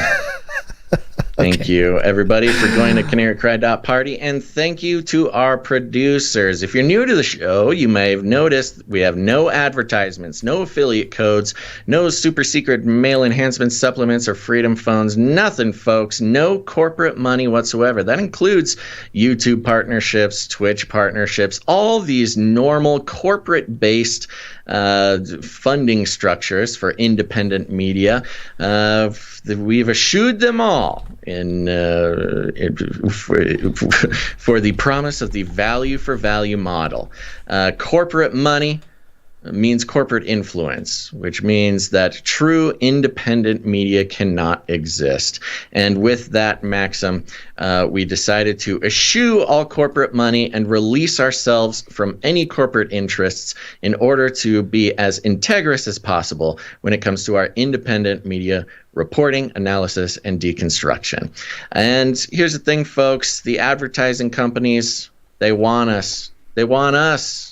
They don't want us because we're cool. They want us because of you. They're trying to use us to get to you, folks. We get offers for advertising all the time because these corporate advertising companies, they want us to be incentivized to gain your trust and attention, to keep you coming back so we can package you up and sell you off like cattle. Or, I don't know, fidget spinners, whatever the kids are into these days. It's either cattle or fidget spinners. I forget which one. You know, Gen Z is kind of a weird generation.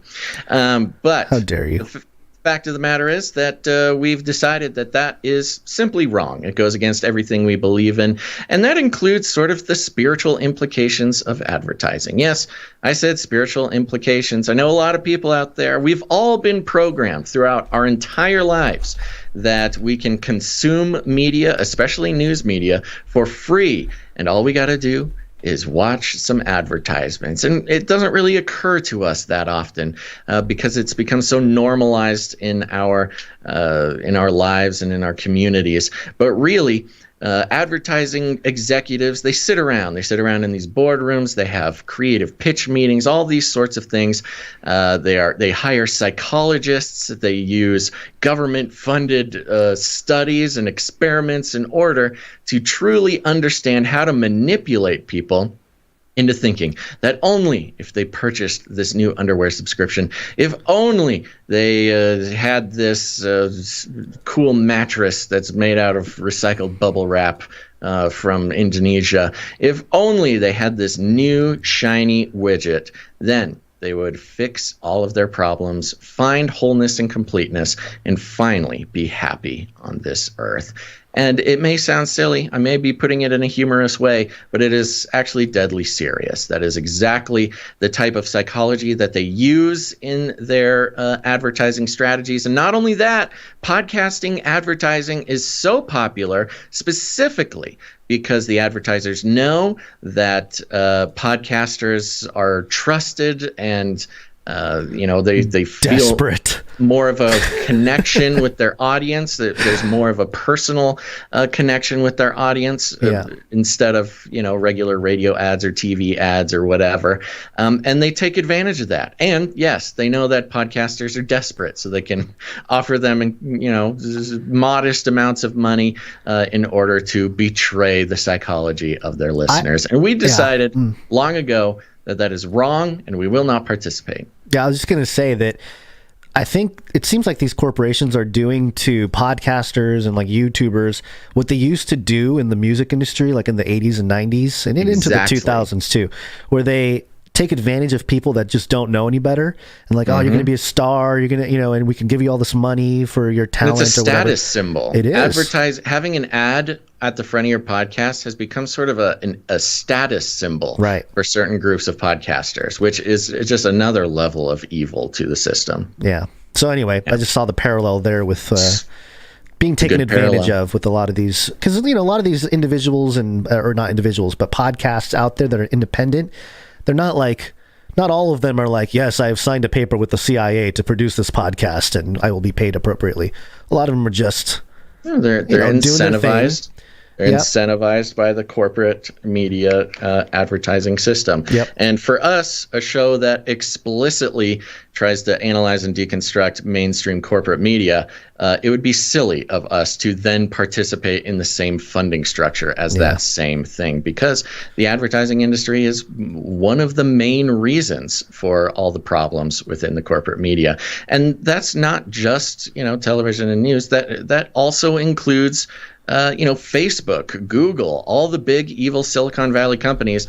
99% of their revenue comes from advertising. It's the reason for big data. It's the reason for privacy concerns. Very much so. Advertising is sort of the root of many of today's evils. And so we don't participate. Instead, we are in the value for value model, folks, which is difficult. It's difficult for many reasons. Number one, it works like this. We create value. We do the show. We do it 3 times a week, and we try our very hardest at it. And if you get any value out of what we do here, it could be anything. Maybe it's just passing the time. Maybe it's entertainment. Maybe it's education or quality analysis or deconstruction, or simply saving you time on if you don't have time to read 200 articles a week, oftentimes a dozen on the same topic to try to fully understand what's going on.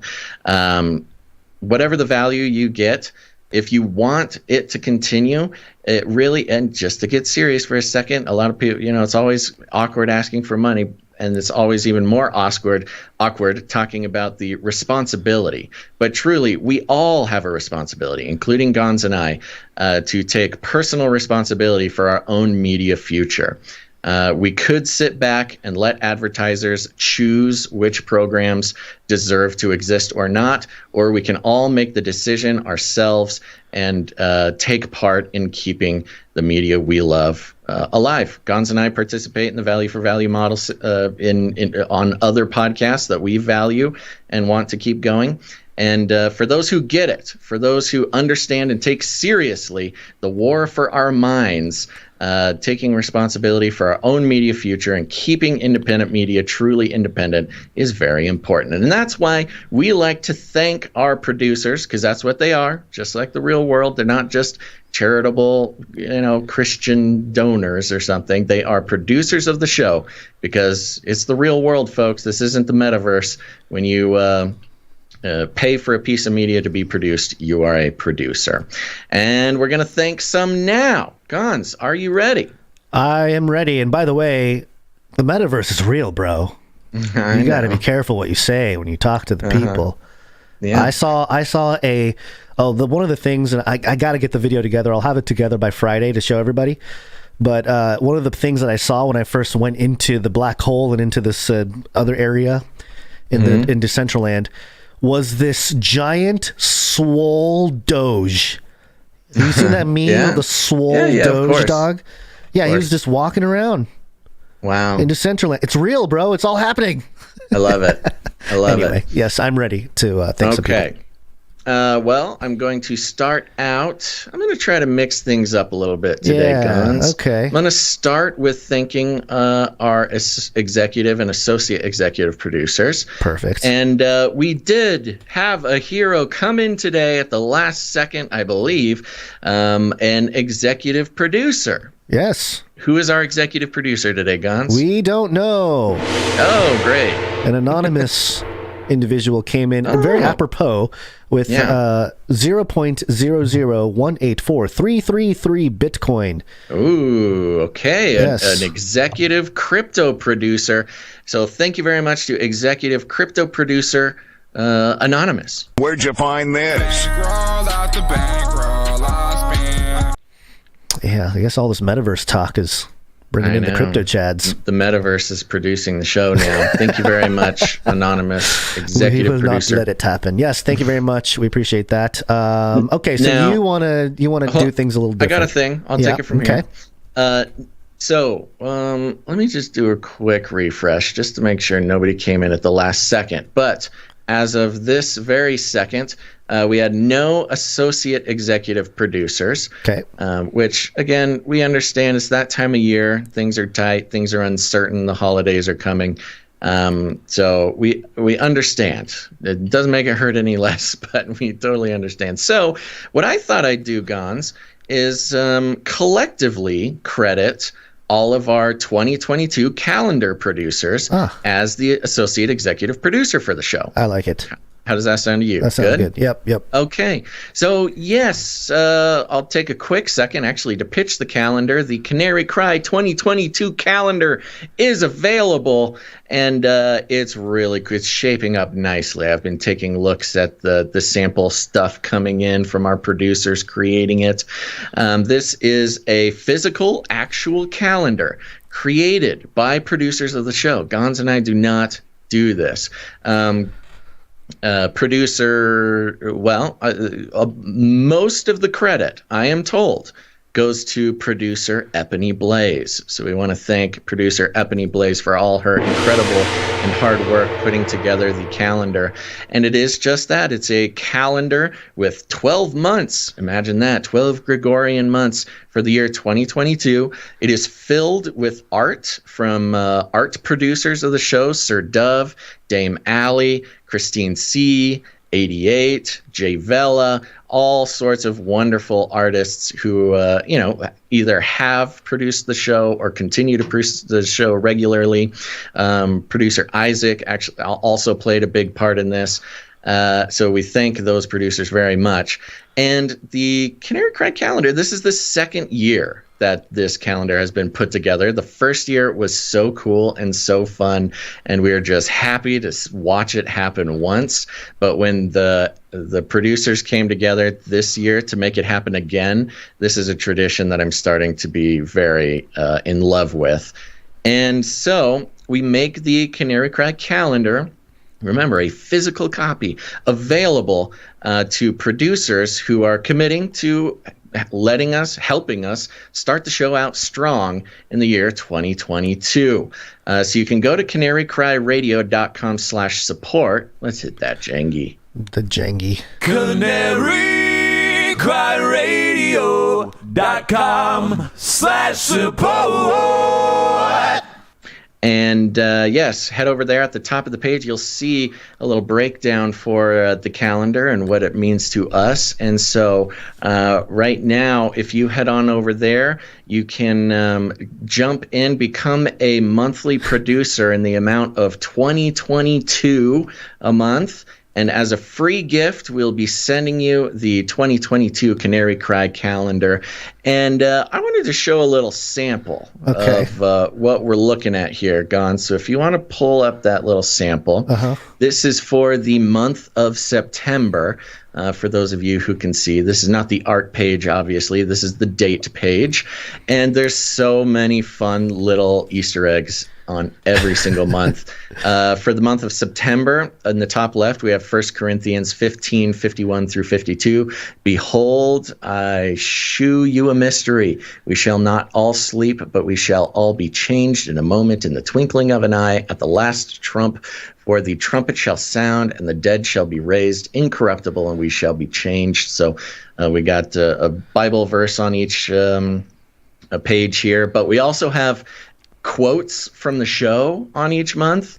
This one for September is our little conversation. This is when your baby was attacking you during the episode, in episode 404. And it says, Basil, we're on the last third part of the show, folks. That baby has lost any respect for what we do here. And then it describes how Gonz, with a child's hands pulling at his headphone and the neck of his shirt to the child, please stop, please stop. Okay, yes, we're going to look at some art and listen to some jingles. and you're getting attacked by a baby. So that's fun. But we also have a quote here. I'm telling you, man, get a couple Roombas, put some pool noodles on them, and just start directing that rage toward the robots. Referring to your son, your youngest, attacking vacuum cleaners. Yes, having an adversarial relationship with vacuums. Yeah. But there's also dates, memorable dates, and very special ones, not just your normal ones. These are Canary Cry specific things. We've got President Truman officially approves Operation Paperclip, which began as Operation Overcast in July of 1945. Classic reference that we refer to Operation Paperclip quite a bit. That's when the Nazis, the scientists, all got recruited brought and over to join NASA. Yeah. NASA in the U.S. And that was September the 3rd. The 3rd, yeah. We've, of course, got Labor Day. We've got 9/11, jet fuel doesn't melt steel beams, Remembrance Day.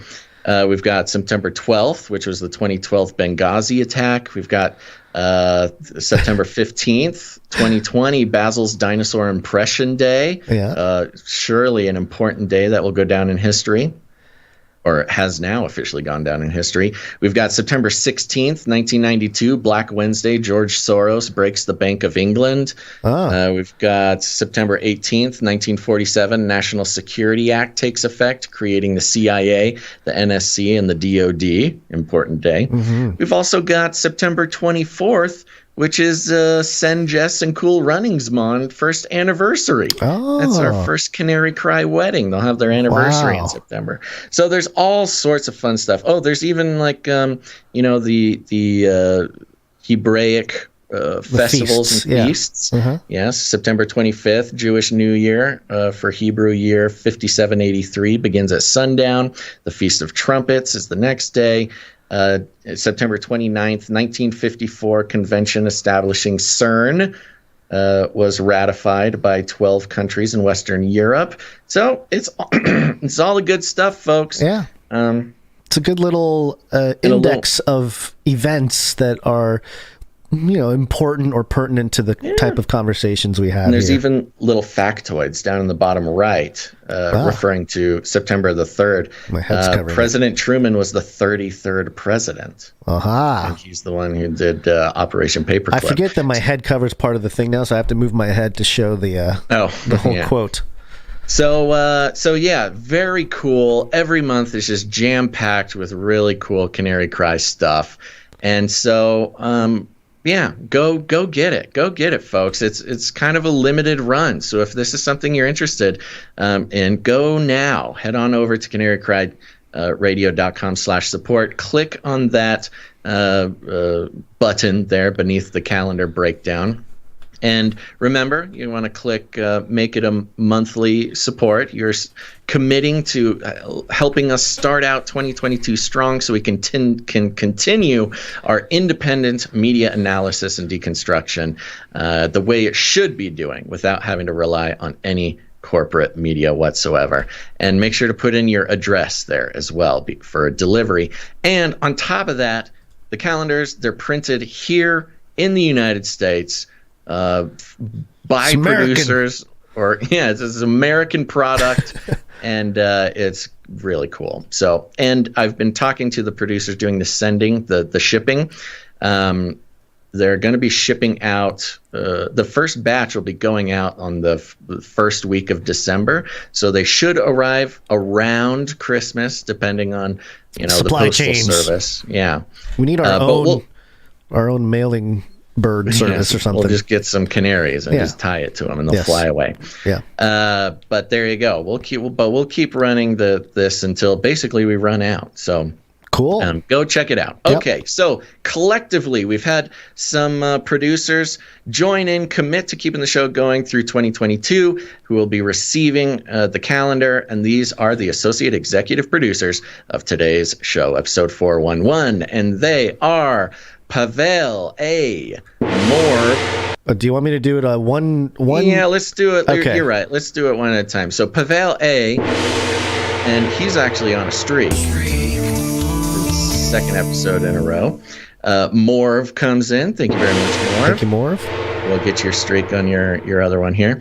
Mitch H came in. Thank you, Mitch. Gail Mitch Hedberg? M? Sorry. Yes, Mitch Hedberg came in. Mitch H. Gail M comes in. Oh, thank you, Gail M. Yeah, and she's on a streak, by the way. Oh, hold on. She is on a streak. She's on a streak. That's right. That's right. I'm sorry. Knew something. There you go. 51 thank you for episodes in a row. Amanda P also comes in, grabs a calendar. Thank you, Amanda P. We'll do your streak on the second part. Marty K comes in. Thank you, Marty K. Myra or Mira B. Myra B. I'm going to say Myra. Thank you, Myra. Okay. Thank you, Myra. Child of God gets a calendar. Ah, thank you, Child of God. Man, he's on a streak. Yes, he is. Are we going to give it to him now, or are we going to... Yeah, 18 episodes in a row. This is Charlie November Tango. You are approaching supernova. Repeat, you are approaching supernova. You've done it. Supernova. Thank you very much, Child of God. Then Caleb T. Thank you, Caleb. And lastly, Epony Blaze. Oh, Epony Blaze comes you, in, Epony Blaze. supports the show. She played a huge role in putting it together and is, becoming she put it together. And she's coming in to support the show to receive a calendar as well. Thank you, Epony Blaze. Thanks, Epony Blaze. So there you go. Those are all the help. That is our collective associate executive producer for the day. Thank you very much, calendar producers. Collective. Yes. Okay. And I recommend everybody, hey, this is a really cool piece. I mean, this is a real collectible Canary Cry culture item. I would recommend, if it's in the cards for you, totally grab one of these suckers as a free gift for signing up to start out strong 2022. Okay.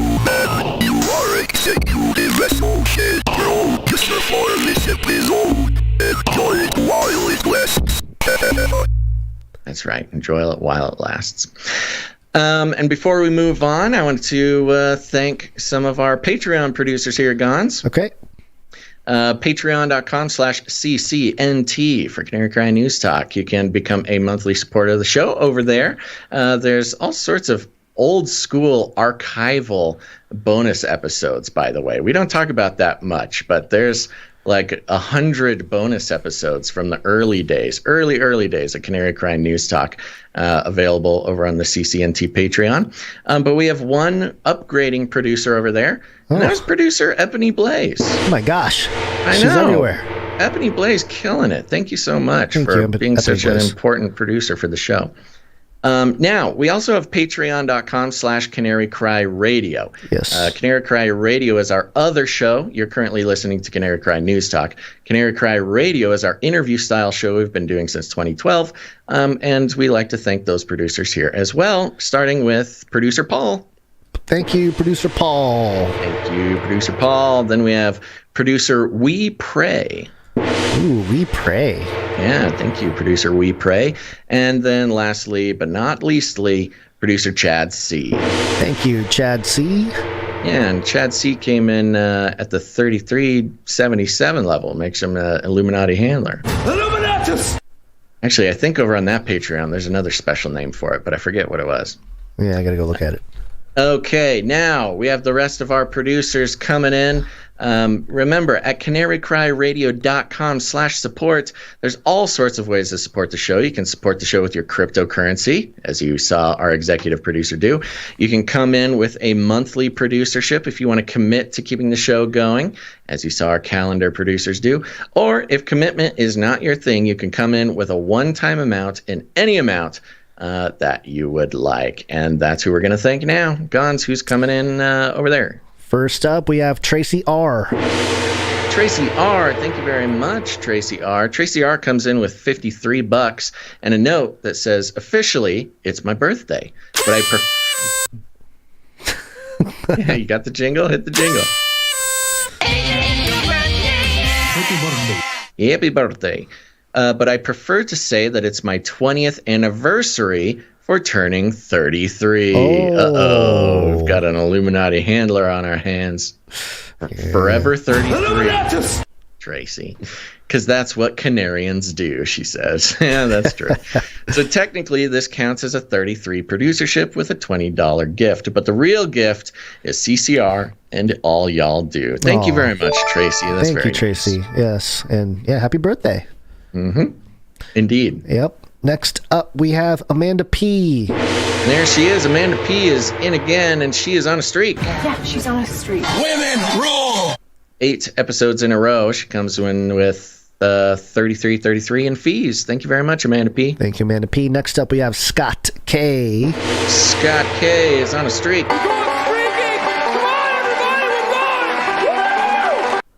That's right. 73 episodes in a row. Wow. And Scott K comes in with 33 plus, actually comes in with 3374. Yep. I don't know what number you got to do to get that number, but thank you very much, Scott K. Thank you, Scott K. Next up, we have another anonymous crypto Chad. Great. Came in with 111.11 Dogecoin. The Doge Man is here, everybody. Thank you very much, Doge Anonymous. I wonder if they heard me mention the giant swole Doge that I saw in Decentraland, and that inspired. Yeah, maybe that's him. Maybe it is swole the Doge guy, the Doge dog. Swole Doge listening to the news talk. Yeah. All right. But anyway, I mean, that's what swole Doges do. They do. They listen to Canary Cry News Talk, apparently. Thank you very much to this anonymous individual for your Doge. Next up, we have Laura C. Laura C. I believe Laura C. is one of our Australian producers, if I remember correctly. She comes in with 1333. Illuminati handler. Illuminatus! Thank you very much. And sends a note for Basil's Kitty Fund. Thank you very much. I empathize. My 2 ginger cats, Archie and Alfie, send their love to Monty 1, 3, and 4. Oh, thank you very much, Laura C. And thank you, Archie and Alfie. The Monties appreciate it very much. Very good. Next up, we go from Monty to Morv. Morv is here, and Morv is on the street. 22 episodes in a row. Morv comes in with 1111. Thank you very much, Morv. Thank you, Morv. Next up, we have Sir Sigra the Beast. Sir Sigra the Beast is on a streak. 9 episodes in a row, which means Sir Sigra is lit, baby. Where'd you find this? Hey, you lit now. Sigra comes in with the 1001 producership. 1001. Amen. And a note, shout out to Dove for bringing one of my jokes to life. I have Asperger's, so it's rare to have someone illustrate one of my ideas so neatly. Thank you. Oh, yes. Well, thank you, Dove. He's referring to the Santa Claus art from last episode. Thank you very much, Sir Sigra, and good job bringing to life or bringing to the world your funny idea of Santa Claus. Yes, appreciate that. The things that can happen in the Canarium. That's what happens in the chat. Things happen there. Yep. All right, next up we have Heather Russ. Heather Russ is back, and they're on a streak. Yeah, she's on a streak. Women rule! 26. Sorry. Did we give the 1001 to Sigra the Beast? Yeah. Okay, sorry. Just having a brain moment. Okay. Malfunction. Heather Russ. Yes. Go ahead. Heather Russ is on a streak. 26 episodes in a row.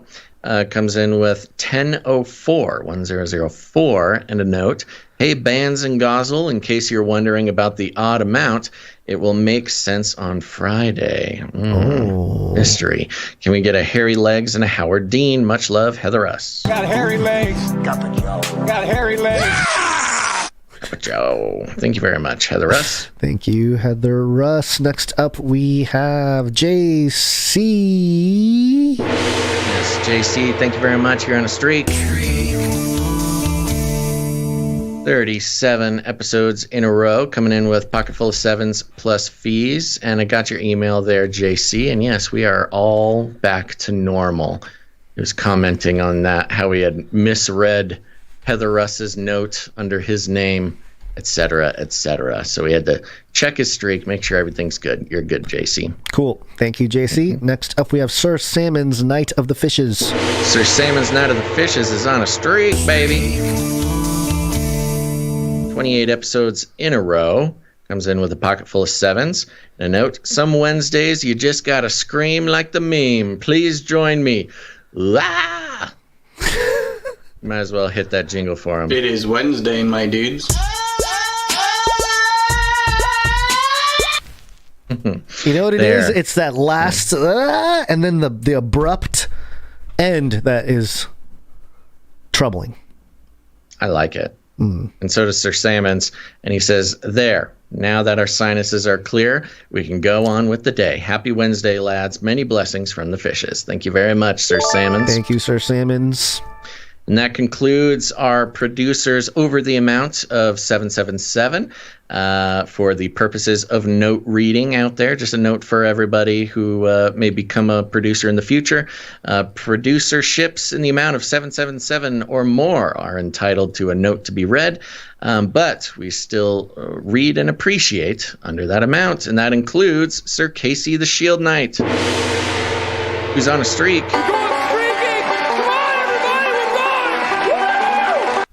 84 episodes in a row and a pocket full of 3s. Thank you, Sir Casey. The king of streaks.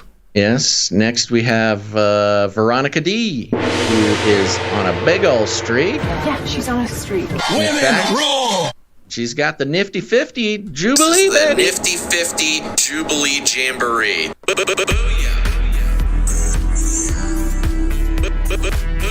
Booyah. 50 Jubilee, that's what it is. That's what it is. Thank you very much, Veronica D, and congrats on the Jubilee. Next, we have Jackie U, who's on a streak. 4 episodes. Women rule! 4 episodes in a row, 3s and fees. Thank you, Jackie U. Thank you, Jackie U. Next is Runk Smash, who's on a streak. 36 episodes in a row, and we've got microfiction from him later. Next up, we have the Green Mountaineer comes in with 3s and fees. Thank you very much, the Green Mountaineer. He didn't come in last episode. I thought he might have been on a streak. No, I know, Gonz, and we talk about this every time. You know, when somebody gets off a streak, we don't need to shame them for it. I don't know. Okay. I don't know. I just okay. All right. You just got to trust me. You Okay. just got to trust me. Thank you very much, Green Mountaineer. It happens. No worry. Thank you. Next up, we have producer 57 Chevy Girl, who comes in, who's also on a streak. Yeah, she's on a streak. Women rule! 8 episodes in a row, 3s and fees. Thank you, Chevy Girl. Thank you, Chevy Then Girl. we have Dr. Who Done Dat, who is on a streak. 22 episodes in a row and 3s and fees. Dr. Who Done That. Thank you. Thank you, Doctor Who Done That. Lastly and not leastly, we have producer Ciara, who's on the streak. Yeah, she's on a streak. Women rule! It's 46 episodes in a row coming up on that Jubilee. And she came in with a pocket full of 3s. Thank you to all of our producers. I think that wraps up our financial producers for the day. We appreciate it very much to everyone. We could not keep this show going if it weren't for you. And so we love thanking you every single show.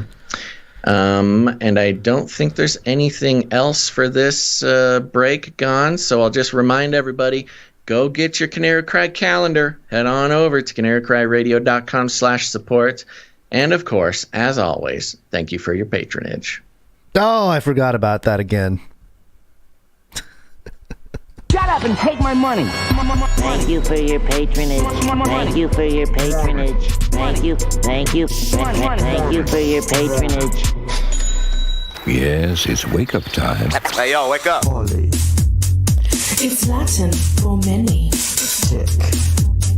Now suck your blood. Now suck Politics. your blood. Better. Build back better. Build back better. We will build Babylon better. This time, A new world order. New York Times headline: from electric bikes to tree equity, Biden's social policy bill funds niche items. And the subheading here: the Build Back the Build Back Better Act marquee provisions have been the focus, but Democrats have swept dozens of obscure measures and special interest breaks into the $1.85 trillion bill. I thought it was $1 trillion. A lot of the headlines said $1 trillion, a few days ago when it passed. I didn't realize $1 trillion. But why did it say 1.85? That's almost $2 trillion. Anyway. Washington, it includes a... No, this is the Build Back Better Act. This is not the Infrastructure Act. Okay, so this is an additional... Two different things. Okay, the Infrastructure Act is different from Build Back Better Act. Okay. It includes a $4.1 billion tax break for people who buy electric bicycles, $2.5 billion for tree equity, another $2.5 billion to help contingency fee lawyer recoup their... sorry. Another $2.5 billion to help contingency fee lawyers recoup their expenses and a long-sought tax break for producers of sound recordings. The marquee programs within the Democrats' social safety net and climate change bill, such as universal pre-kindergarten child care subsidies and prescription drug price controls, have garnered most of the public attention, but when a nearly $2 trillion piece of legislation moves through Congress, it affords lawmakers ample opportunity to pursue any number of niche issues. The lobbyists and industries plenty of room to notch long-sought victories, tucked deep inside thousands of pages of text. That is the case with the Build Back Better Act, which could aid a wide array of special interests and Democratic allies that have waited for years for such a moment. Quote, I welcome the attention. I don't think these are fringe, niche issues, said Representative Earl Blumenauer, Democrat of Oregon, who had no reservations about extolling one of his cherished provisions, the tax incentive to help consumers purchase electric bicycles or e-bikes. Yeah, that's not niche at all. No. And neither is tree equity. I mean, that's something we can all relate to. And same with the tax break or a contingency fee for lawyers who represent producers of sound recordings. Just like universal issues that will affect all Americans and we can all really get behind. Yeah, I'm sure this happens to you, Basil, when you read articles, but do you ever have those moments, and I know you do because you mentioned it, I don't know, a few episodes ago, where you're reading something and it just triggers something in you, and you have like a crazy deja vu moment where it's just like, I have completely read this exact paragraph on air. Do you ever have that? Yeah. I just had that moment. When we do too much time traveling, Gonz, that's what happens. Yeah, I guess the brain scrambles a little bit. It's a side effect from the quantum leaps through the time stream. Sure. So far, President Biden and leading Democrats have publicly championed the bill's biggest ticket and most ambitious items. The House will begin debating the measure on Wednesday, and the Majority Leader Representative Steny H. Hoyer of Maryland said on Tuesday that he expected a vote by Friday, though it could slip to Saturday. Representative Sean Patrick Maloney of New York, the chairman of the House Democrats' campaign arm, called it, quote, the most important investment in our families, our people, since the New Deal. Republican opponents, too, have largely fixated on the broader issues, the role of government, the economic repercussions of tax increases, and the potentially inflationary effect that more government spending could have. That has left lawmakers that much freer to secure provisions that have largely avoided scrutiny. Representative Jimmy Panetta, Democrat of California, and another proponent of electric bike subsidies, said the Tax Writing Ways and Means Committee drafted its section of the bill provision by provision, and no one objected to the e-bike measure, which would cover 30% of the cost, up to $900 to, as he put it, quote, put butts on bikes. Wow. So I guess, okay. Just going to turn this country around, Gonz. Bulldoze through any kind of logic there. Quote, once you get out there, once you start talking about benefits, and once you talk to people who have tried e-bikes, they accept it, and they want it, he said. Getting the money into the bill, quote, was easier than I expected, he added. Oh, my gosh.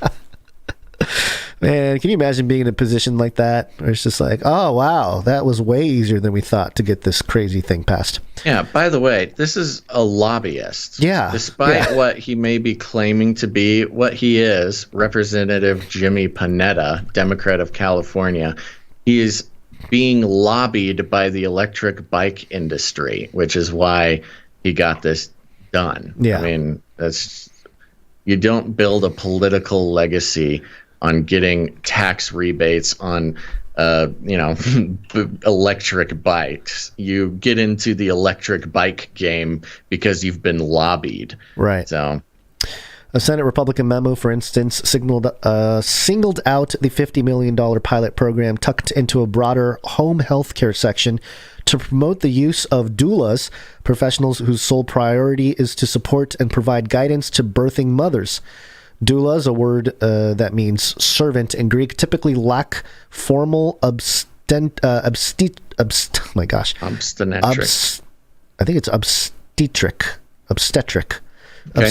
training, and are used only a small percentage of pregnant women in the U.S. Yeah, that's just what we need. Government-funded doulas. Yeah. See, this is the thing with the doulas is they're kind of like a alternative type of thing, because a lot of like kind of crunchy type people, hippies, that kind of thing. You say that every time I say crunchy. That's a very common. Crunchy people call themselves crunchy. By the way, that is not a dig at crunchy people. It's just sort of a colloquial term, but they know who they are. It's just weird because doulas, it's not quite. I won't say it's quite like calling yourself a yogi or a shaman or something. It's definitely not that far, but it is kind of in that realm where it's sort of a traditional, old world type of profession that a lot of people, really find value in. But to government subsidize doulas just has a really weird vibe to it because they're kind of like this alternative type of crowd. And I'm seeing a lot of this kind of stuff in the Build Back Better bill, which it's basically just like a bunch of these sort of really small progressive type of things like subsidizing electric bikes or tree equity or doulas. It's kind of like a big collection of government funding for this sort of progressive alternative future. Yeah. Well, I part of this in this specific example here has to do with the whole race social justice thing too. Yeah, of course. That's what I'm saying. That's what the whole bill is. And it's just weird, again, because it's like, okay, you want to consider, an alternative future, but you want to be beholden to the government for it? I don't know. It's just a weird vibe. Maybe it's my own temperament when it comes to, government money and being beholden to those who, give it to you. But why don't you keep going? Okay. But some Democratic-led states have moved to broaden access to them, including New York City. What are we talking about? We're talking about typically alpaca suitcase in the chat says subsidized bear urine. Yeah, we're not far from it. No. Okay, the Democrats who secure the doula funding in the hulking social policy bill do not duck their responsibility for it. Representative Alma Adams, Democrat of North Carolina and co-chairman of the Black Maternal Health Caucus, said the doula provision is just one of several she helped secure. Representative Robin Kelly, Democrat of Illinois, said black women die in childbirth at 4 times the rate of white women, arguing that the doula assistance is a necessity. Are they trying to say that childbirth is racist or something? I don't know. Anyway. Quote, I don't know. Read it again. Representative Robin Kelly, Democrat of Illinois, said black women die in childbirth at 4 times the rate of white women. Oh, maybe like, the white women get better health care. Yeah, kind of thing. Okay. Better health care or something. Quote, too many moms have died in the U.S. and doulas have the cultural competency to support mothers before, during, and after birth. Ms. Kelly said. Doulas, she said, are, quote, advocates for the birthing mom. Oh, what about the birthing dad? Ms. Kelly, you're not woke enough. That's why you need a doula, because daddy's not doing his job. Yeah, I was going to say, what's the male doula?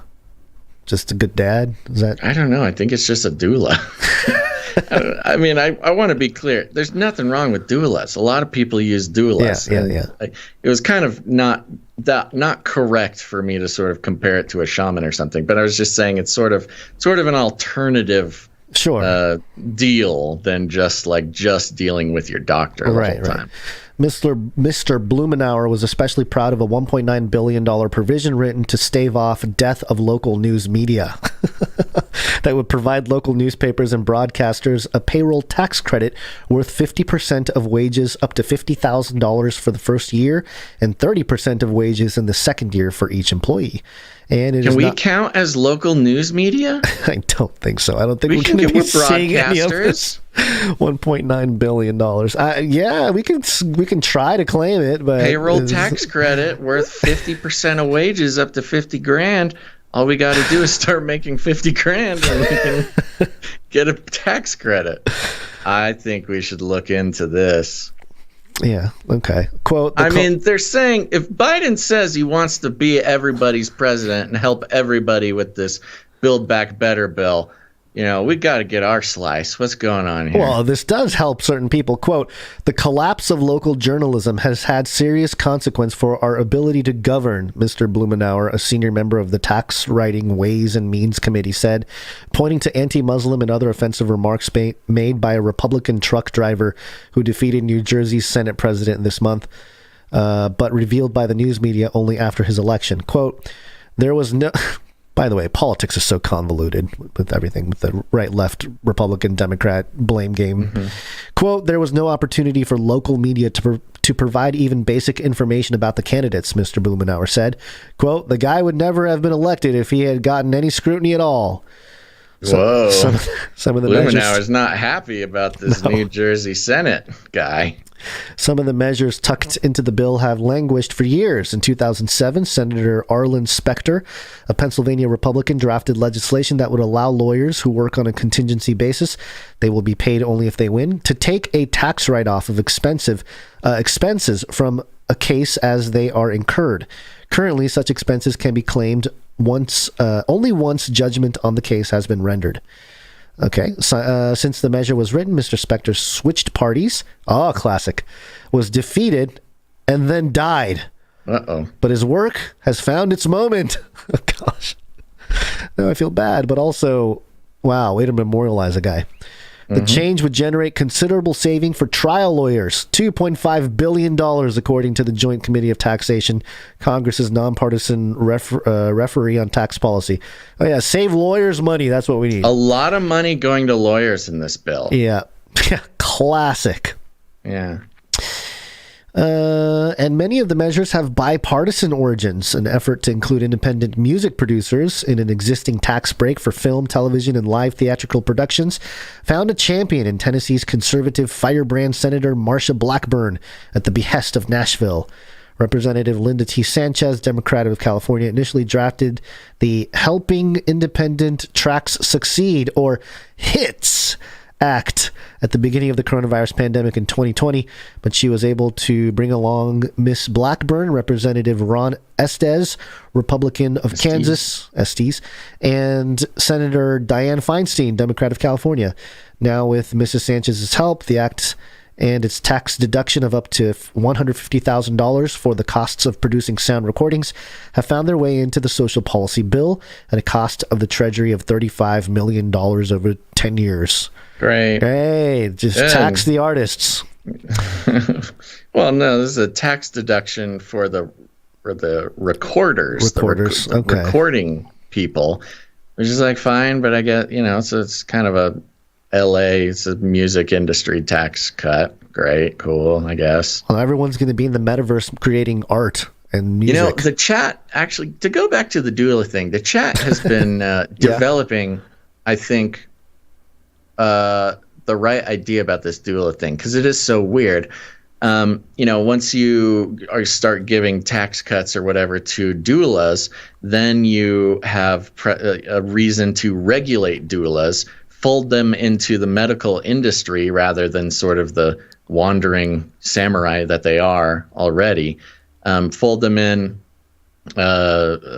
regulate them, and then once you do that, you also have the ability to influence what they do. The part of the thing with doulas is this conversation about birth being a medical procedure. Over the past 100 years, the medical industry has turned birth into like almost a surgery, where before 100 years ago, it just happened all over the place, just wherever. It happened at your home, in a bathtub, on a bed, just in your, it would happen at home mostly. But then it started happening in hospitals and turned into this whole gigantic industry for hospital births, which includes a lot of stuff that's not actually that great for the birth process. And not to go too deep into it, but there's a lot of stuff about how even the pose for birth now on your back, the mother on their back, having the baby is an incredibly unnatural position to be in. Not to get too graphic about it, but naturally it happens other ways in different positions. But this whole having a baby on your back thing was invented by doctors. There's just one example. And so doulas are sort of this alternative to this hyper medicalization of having babies. But the government wrapping them into the medical industry will further to, push the establishment, sort of norms onto what were formerly, more alternative, quote unquote, natural, birth strategies. So it actually does have some pretty sinister implications, this whole doula thing. All right. So tree equity, I don't know how to go back to the stuff we were looking at here. You're doing it. Go to it. So back to the infrastructure bill, or the Build Back Better Act here. Other provisions might suffer from their names more than their intentions. Tree planting is widely accepted as a way to absorb carbon from the atmosphere, and a provision in the climate change section of the bill to ensure that tree planting include poor neighborhoods might have escaped notice. But because Democrats used the buzz phrase tree equity to describe it, Senate Republicans singled out the $2.5 billion provision in a memo as one of the questionable, quote, earmarks for Democrat interests and allies, along with environmental justice tax credits for universities and climate justice block grants. So I guess that's the big kicker there, that Republicans were freaking out about the tree equity part of it. And, I'm not 100% against, like, more tree planting. I'm not saying that that's wrong or evil, but yeah, it's easy fodder for Republicans to jump on if they use the phrase tree equity. Yeah, well, you got to use the social justice term, baby. That's how you control the minds of the masses. Yeah, see, Lord of the Rings and what are those tree people? It was all propaganda. The Ents. The Ents. Yeah, it was all just mind control. They're all communists. I think that's kind of the main point of the article here. We don't need to finish it all out, but... Well, I think it's fascinating that the New York Times is presenting it in this way. New York Times is kind of presenting it as like... It's super woke. Look at all this wacky, screwy stuff in here. Biden's big bill. I don't know what Biden did to tick off the New York Times, but... they're technically presenting it pretty straightforward, but they're kind of being a little coy and like... Oh, see, this guy says it's something we all care about. They're not niche issues at all.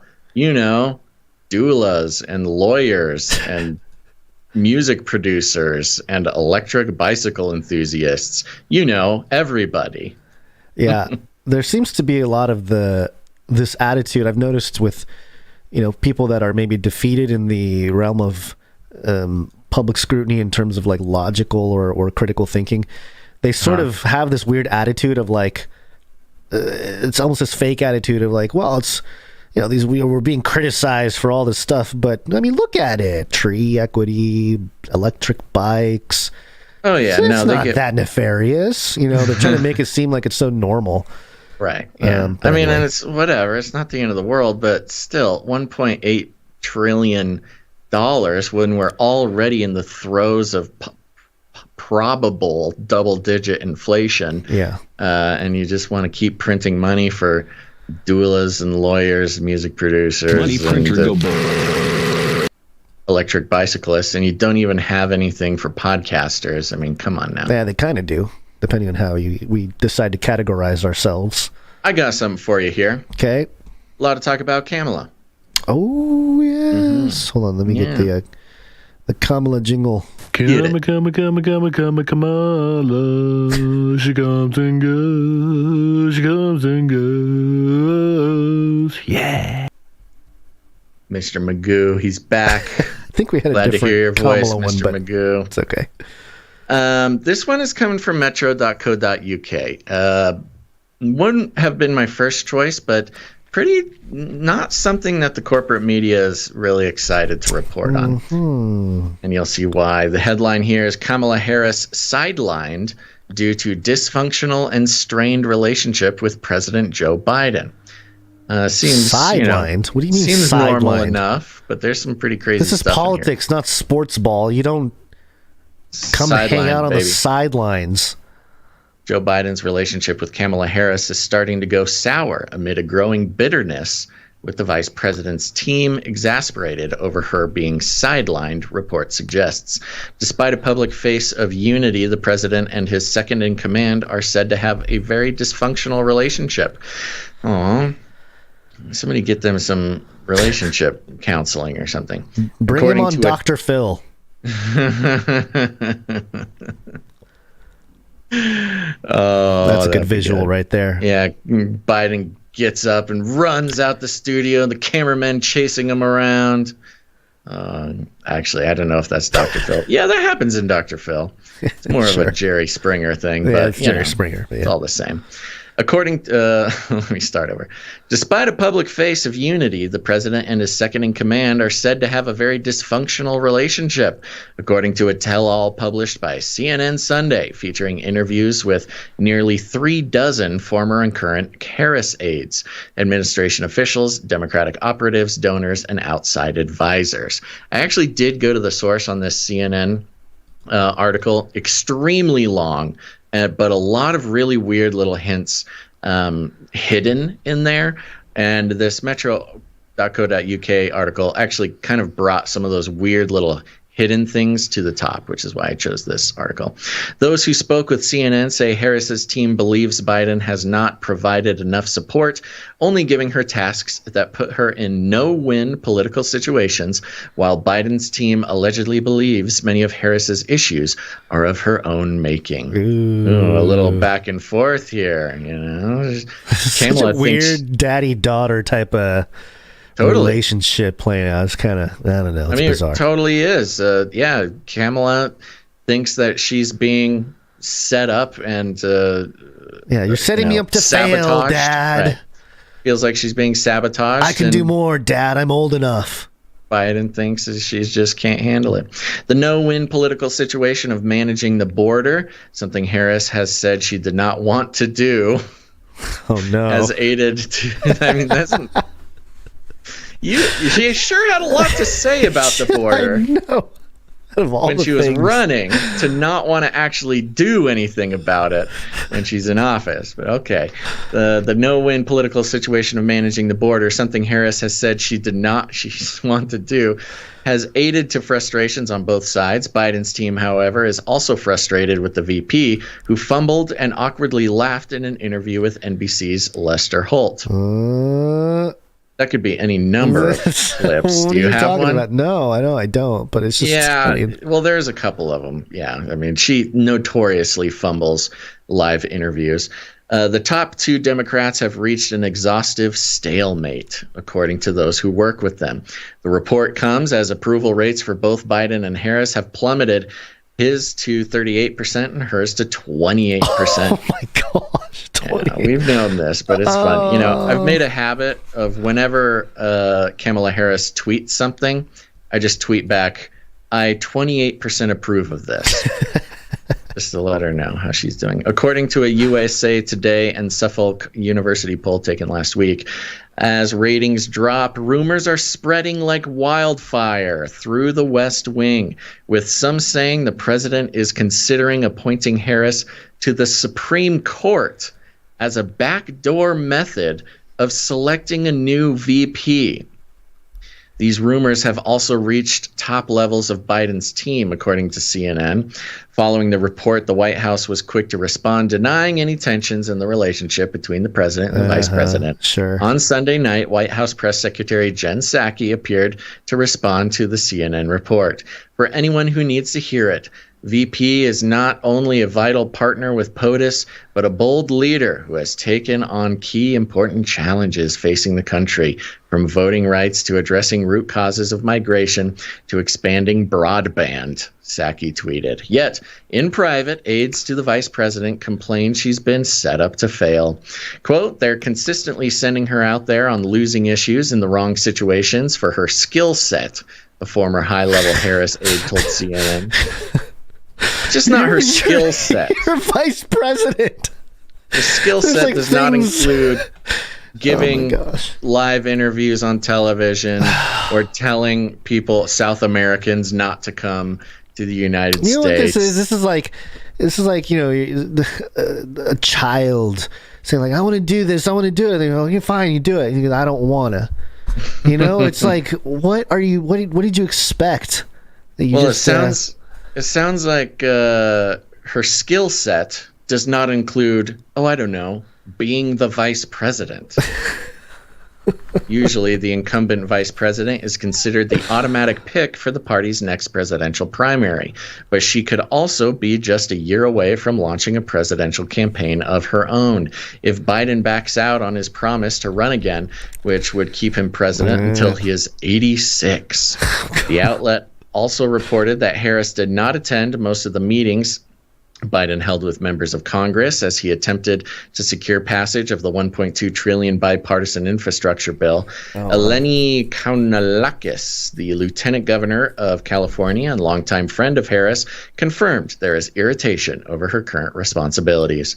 Quote, it is natural that those of us who know her know how much more helpful she can be than she is currently being asked to be, she told CNN. That's where the frustration is coming from. Oh, wow. That's a pretty crazy way to say that, but okay. For Harris and her loyalists, it's a crucial moment less than a year into her term, and top aides don't want her to pay the price for her loyalty to the president.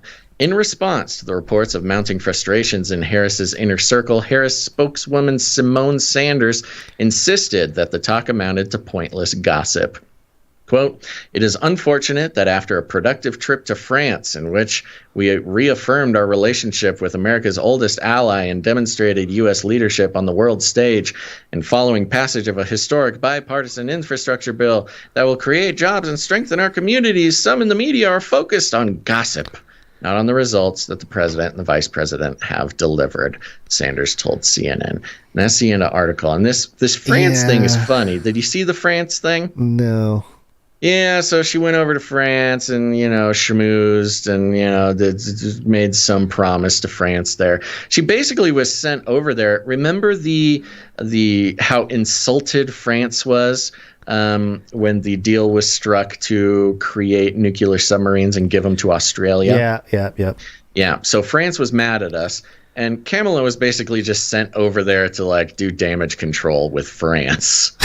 And I forget exactly what the details of the deal was. She laughed at both of them, and they all laughed, and everybody just agreed to disagree. Yeah. I mean, they have some deal going on with France now that she was trying to,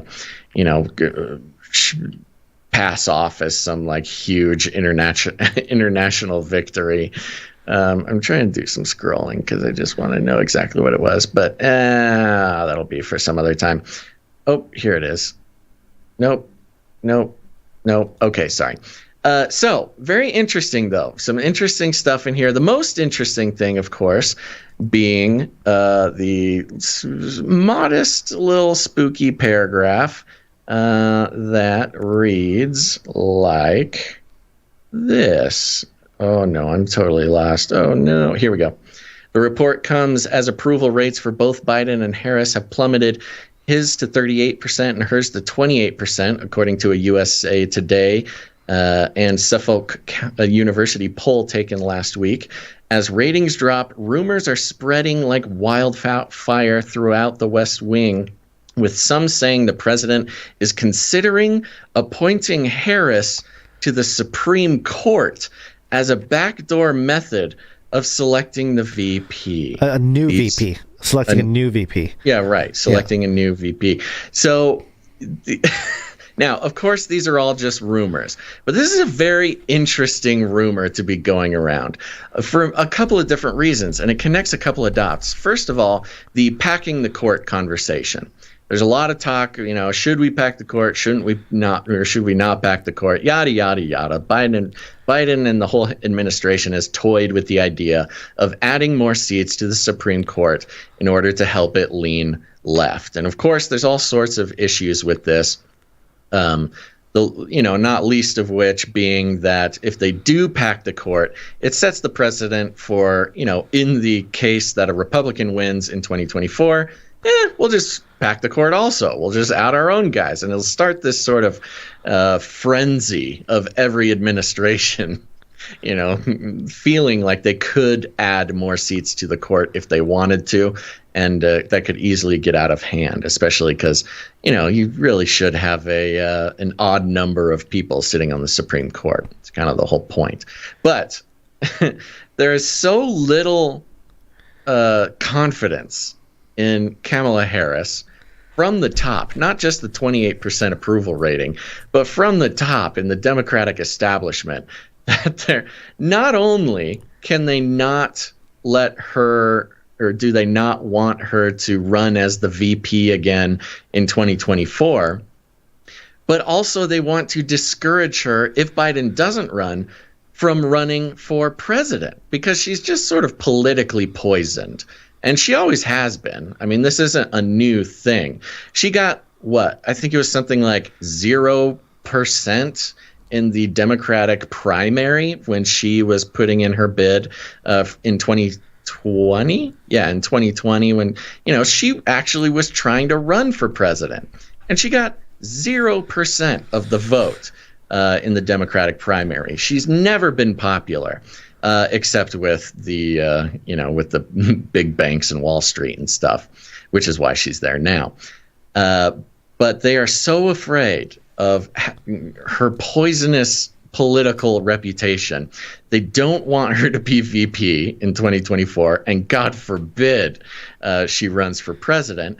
So, this is politics, however, so you have to fail up. You take your whippings in your current position, and when you take your whippings and eat enough dirt for the establishment, then you get promoted. That's how the whole system works. It's not a bug, it's a feature. And so it's very possible that all this flogging that she's receiving, if you think of how to fail up as a VP without becoming president, I think the Supreme Court is the logical conclusion. Whether this, would actually happen is debatable, because it includes opening up the doors to packing the court, which is an incredibly inflammatory topic. But it just shows how desperate they are to keep her out of the executive branch in the future, when they're willing to basically start a war over court packing just to keep her out of the White House in 2024, regardless of the current situation. This is not looking good for old Kamala here. Yeah, I think you summarized it well. I gave her too much airtime. Here, I got a little breaking thing here. Okay. Vaccination. This is breaking right now. A bunch of places are carrying it, but second U.S. case of monkeypox this year discovered in Maryland. New York Times, Yahoo News, NBC, Raleigh News, My San Antonio, Pink, all these outlets are carrying just right now in the last 2 or 3 hours. Okay. CDC confirms case of monkeypox in Maryland. CDC investigating case of monkeypox in traveler from Nigeria. Remember, Nigeria is the country that has their own CBDC, a central bank digital currency.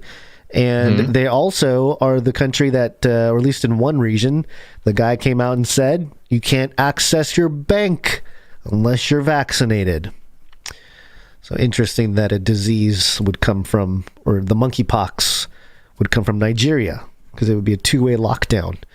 But I don't know. This is I don't know if this will turn into anything, or if it's just another test the waters moment of like, hey, let's float this out there. We have the smallpox out there. Let's throw out the monkeypox. Yeah. And we'll have the cowpox and the... Well, it does have the word pox in it, you know. You're right. It is sort of testing the waters for smallpox. You get the pox word into the sort of zeitgeist, into the subconscious, and again, preparing for whatever smallpox incident they're planning. Pox. The Masonic beaver pox, apocalypse. Yeah, it's coming. A lot to break down. All right, well, I just noticed that trending out there. We have this story about the ping pong ball, although I don't know how relevant I think we can it is. skip it. I can sum it up in one sentence. Okay. When it comes to the OSHA mandate being challenged, there were multiple, I think there's somewhere around 6 states bringing lawsuits in their own states against it. So in order to consolidate all of those court cases into one, they did a lottery, a literal lottery with a ping pong ball and like a bingo thingy. The fate of freedom in a country hinges on the ping pong balls. Exactly. The fate of medical tyranny hinged on a lottery bingo roller machine. Yeah, talk about roulette. And, you know, each one of the ping pong balls represented a different court. There's 12 of them that it could have landed in, Circuit Court of Appeals. And it landed on the Ohio-based 6th U.S. Circuit Court of Appeals, which is a majority conservative court.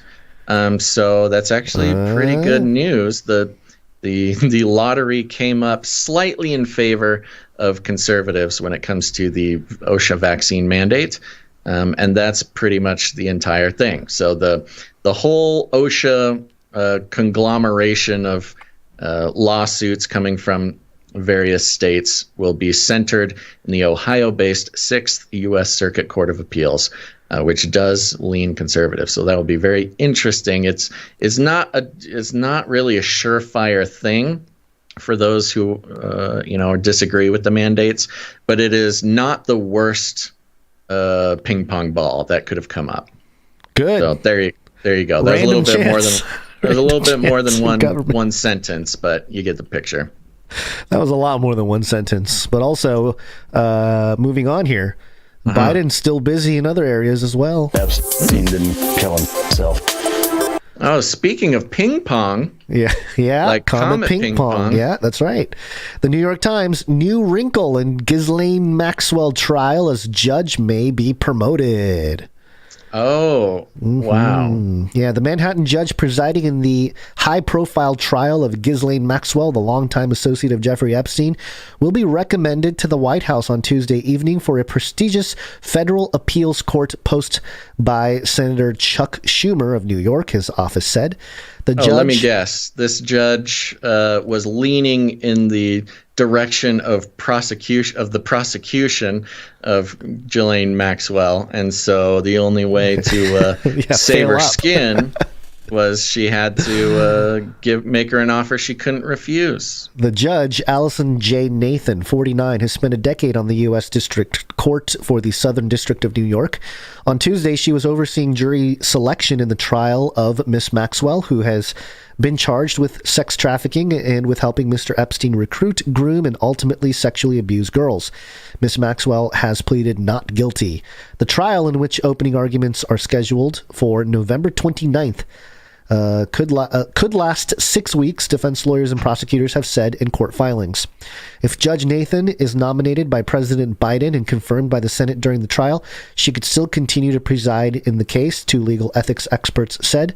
Judges are frequently elevated to appeals court from lower courts where they are actively involved in trials and other cases. Still, the Maxwell trial, with its connection to Mr. Epstein and the worldwide attention it has attracted, is anything but a routine matter. Asked whether Judge Nathan would stay on the case if nominated for the appellate judgeship, Edward Friedland, a spokesman for the district court, said in a statement that he could, quote, neither confirm nor deny that she is under consideration. Quote, but I have every reason to believe that if she is recommended or nominated, she would, as is customary for lower court judges who are nominated to higher courts, continue to do her day job and preside over the trial to its conclusion, Mr. Friedland said. Mr. Schumer, a Democratic majority leader and the party's senior lawmaker in the New York state, is recommending Judge Nathan for a seat on the influential U.S. Court of Appeals for the Second Circuit, which is one level below the Supreme Court.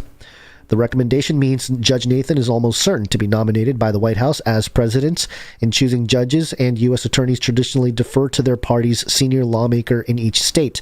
Look, man, that's weird. Chuck Schumer is the one pulling the judge off of the that is weird Maxwell case. Yeah. That's not nothing. No.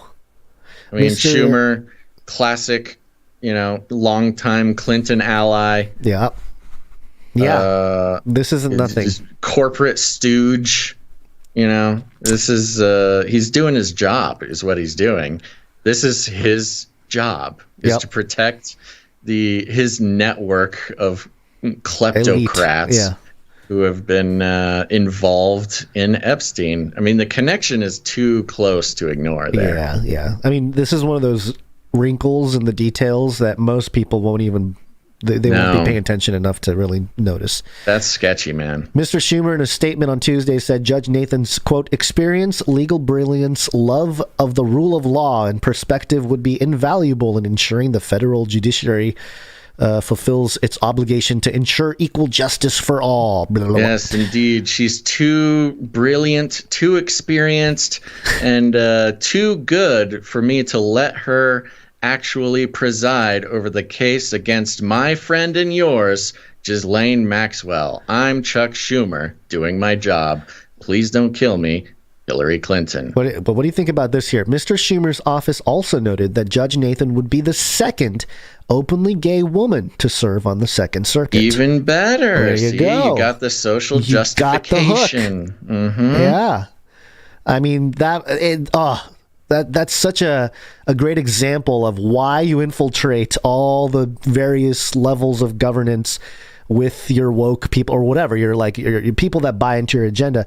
It's because you can cherry pick that as sort of the reason to move people around if they need to.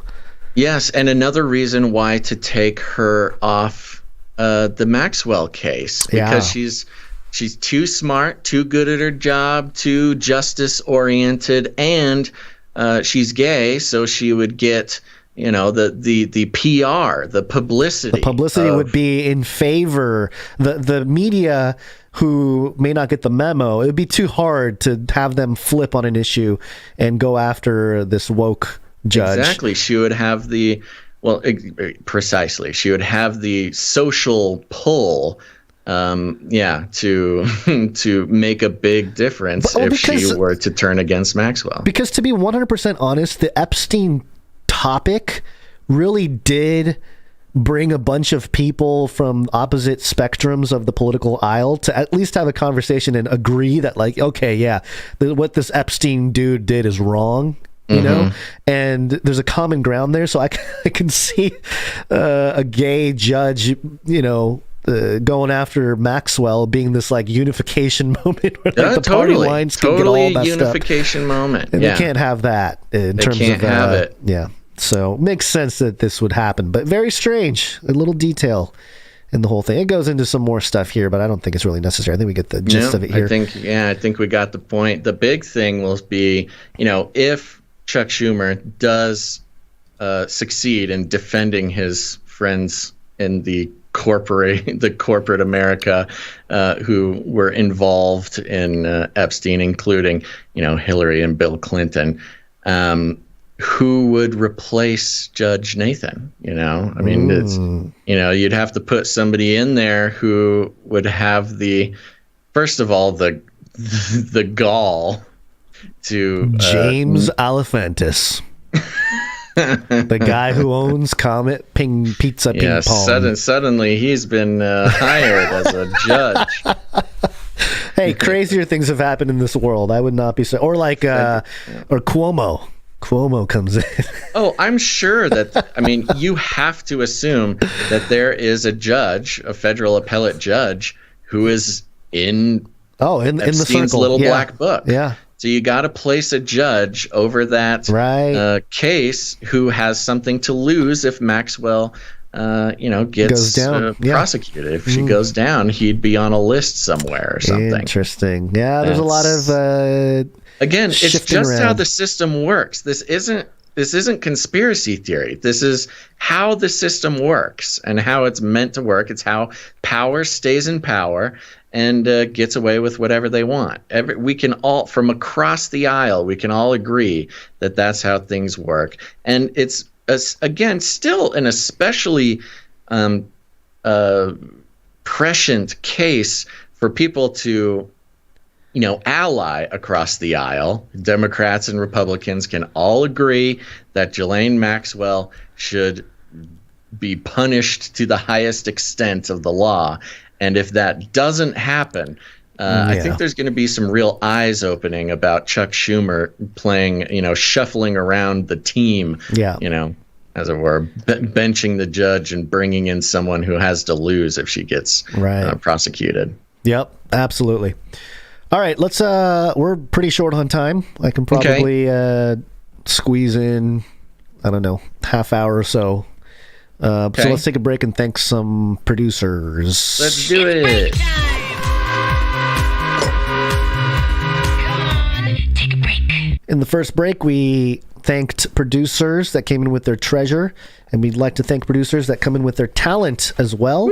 I did see somebody in the chat say, like, you mean the calendar is not available in the metaverse?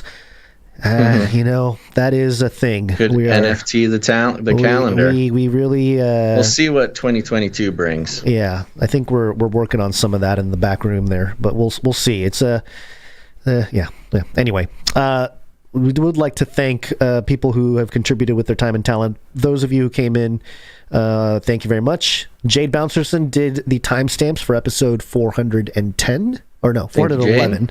Thank you very much, Jade. We did not have any jingles, but we do have some art to share. And here we go. Where is my art jingle? Here it is. One art, please. And first up here, Dame Allie of the Skillet Nation. One art, please. One art, please. Another one from Allie now. Here it is. And we have a note, as usual. And it says here, I was writing Smug Fauci, and it accidentally came out Smaug, the greatest of the dragons of his day, fearsome, formidable foe in The Hobbit. Whoopsie daisies. I'm including the original photo along with Allie's art. That look and those hands, I can hear Beavis's voice in my head saying, "Are you threatening me?" Yeah, and I have the photo here to compare for those of you watching. What is that hand gesture called again? Didn't you have a name for it? Yes. Oh gosh, I forget now. I did mention it. It's like it's a power. Sort of that power move where all your fingertips are touching, but your hands are sort of ballooned out, like you're holding a snow globe or something. It's kind of villainous type of hand gesture. Steepling. Thank you, chat. Yeah, everyone in the chat is steepling. Yeah. Oh, good. Steepling. They remember. What is it called? Steepling hands? Steepling gesture or something like that? Yeah, it's a gesture, I think, yeah. Yeah, it's funny. It's got an interesting connection to, like, in nature when an animal wants to dominate. They puff themselves up Yes. to make them look bigger, This is kind of like that, except for you're just like trying to make your hands look bigger and wiser or something. I'm so sure of my deception that I can hold this position. And, so we've got Fauci doing these steepling hands, and he's wearing a mask.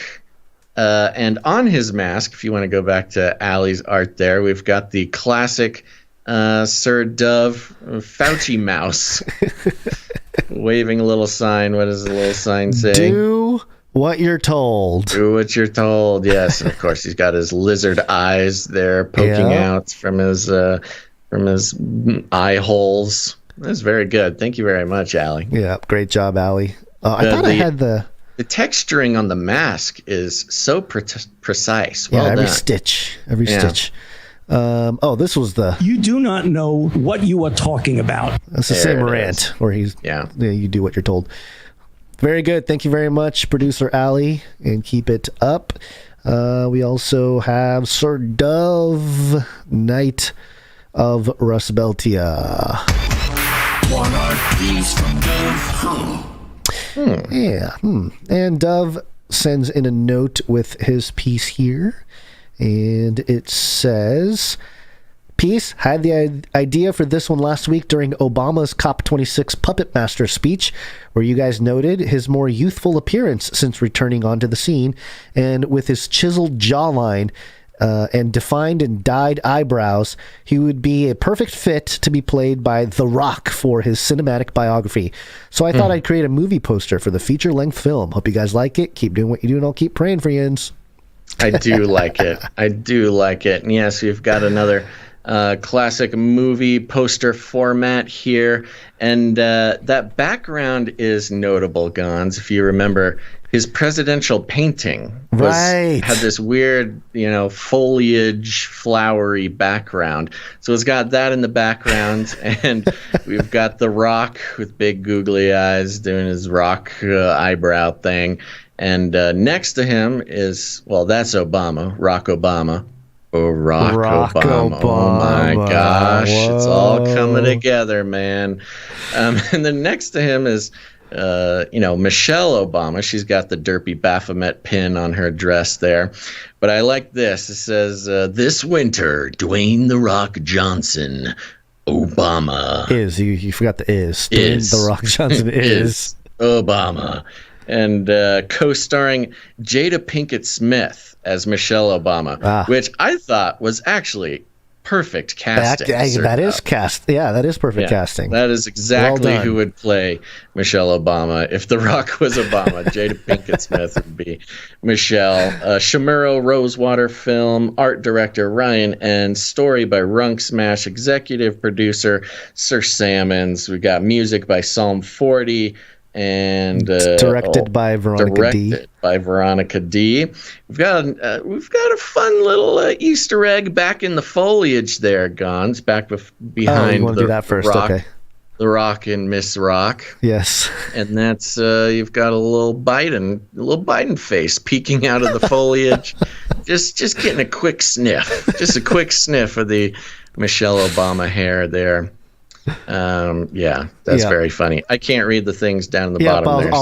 I'll point out some stuff. So Dwayne The Rock Johnson as Obama has the CIA pin on his jacket there with the derpy-eyed eagle.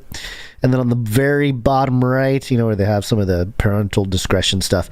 PG, parents cautioned, may contain dangerous amounts of bull hockey. Dovey stereo. That's for sure. Yeah. Very good. I don't think there's anything else hidden in the weeds. I think we nailed it. You nailed it, Dove. Thank you very much. Great job, Dove. All right. Then we also have the graphic novel on the next page from Ryan N. Okay. I need to pull it up real quick. But thank you very much, Ryan N., for continuing to work on the graphic novel. Gonz remembers the name, which is Age of L. Something with an L. Oh, right. We needed to get that correct. Yeah, go get that. Let me just make sure. What are we on now? Is this like page 19? I think it's 18? page 20. 20? Oh my gosh. Okay, in the first cell here, we see a big sort of apartment building. The ones that are too big and too packed together. And there's that poster that flew off the wall in the last page is now floating up in the air past this apartment building. And it says, "If I can be completely honest," and coming from what seems to be a loudspeaker over that building says, "Remember, citizen." Oh no, it's the noise of a TV coming from inside the apartment. "The novelty of the tech wears off quickly. By glorifying yourself, you bring glory to the empire, and in turn bringing glory to the emperor Guile. And the whole work to become God's thing gets tiresome. After living in this cavea for 7 years, I describe myself as disillusioned."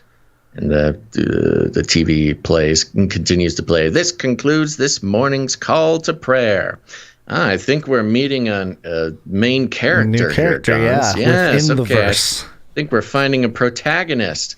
Yes, and he is living in the New Roma Cavea here, which is the smart cities that have been erected all around the globe. He is on his knees in a sort of form of a pose of prayer, a prayer pose with his little head chip thing dinging. And next cell, he's not looking too stoked about it, Gonz. I think we have a disillusioned protagonist ready to take action. Yep. Thank you very much, Ryan. And that's thank you to... Yep. I was going to say that's Advent of Logos. It's the name of the series here. Yep. Advent of Logos. Advent. There we go. All right. Thank you very much, Ryan. And thank you to all of the artists. And remember, I will be posting all of the art from today's show over on the Instagram account. So go follow us. Search for Canary Cry News Talk over on Instagram. Give us a follow. And we post all the art from every episode there. So if you just listen on the podcast feed, you can always hit up the Instagram to check out the art for this episode. And we also post clips and fun stuff from the show there for your own personal enjoyment, or if you want to share it with others. Thank you very much. Canary Cry Meetup. Sorry, were you going to say something to wrap up that stuff? Okay. No, I think we should do microfiction before meetups, or do you want to do it after? Yeah, you can do microfiction now, I suppose. Do meetups. You already played the jingle. Okay. CanaryCry.Meetups.com. Go there, find people in your local community who think outside the cage. There are people out there. Sometimes it doesn't feel like that, but there is. And look to see if there's a meeting happening near you. And if not, put your own together. Here's what you do. Choose a location, figure out a date and time, make a flyer, and we will help promote it.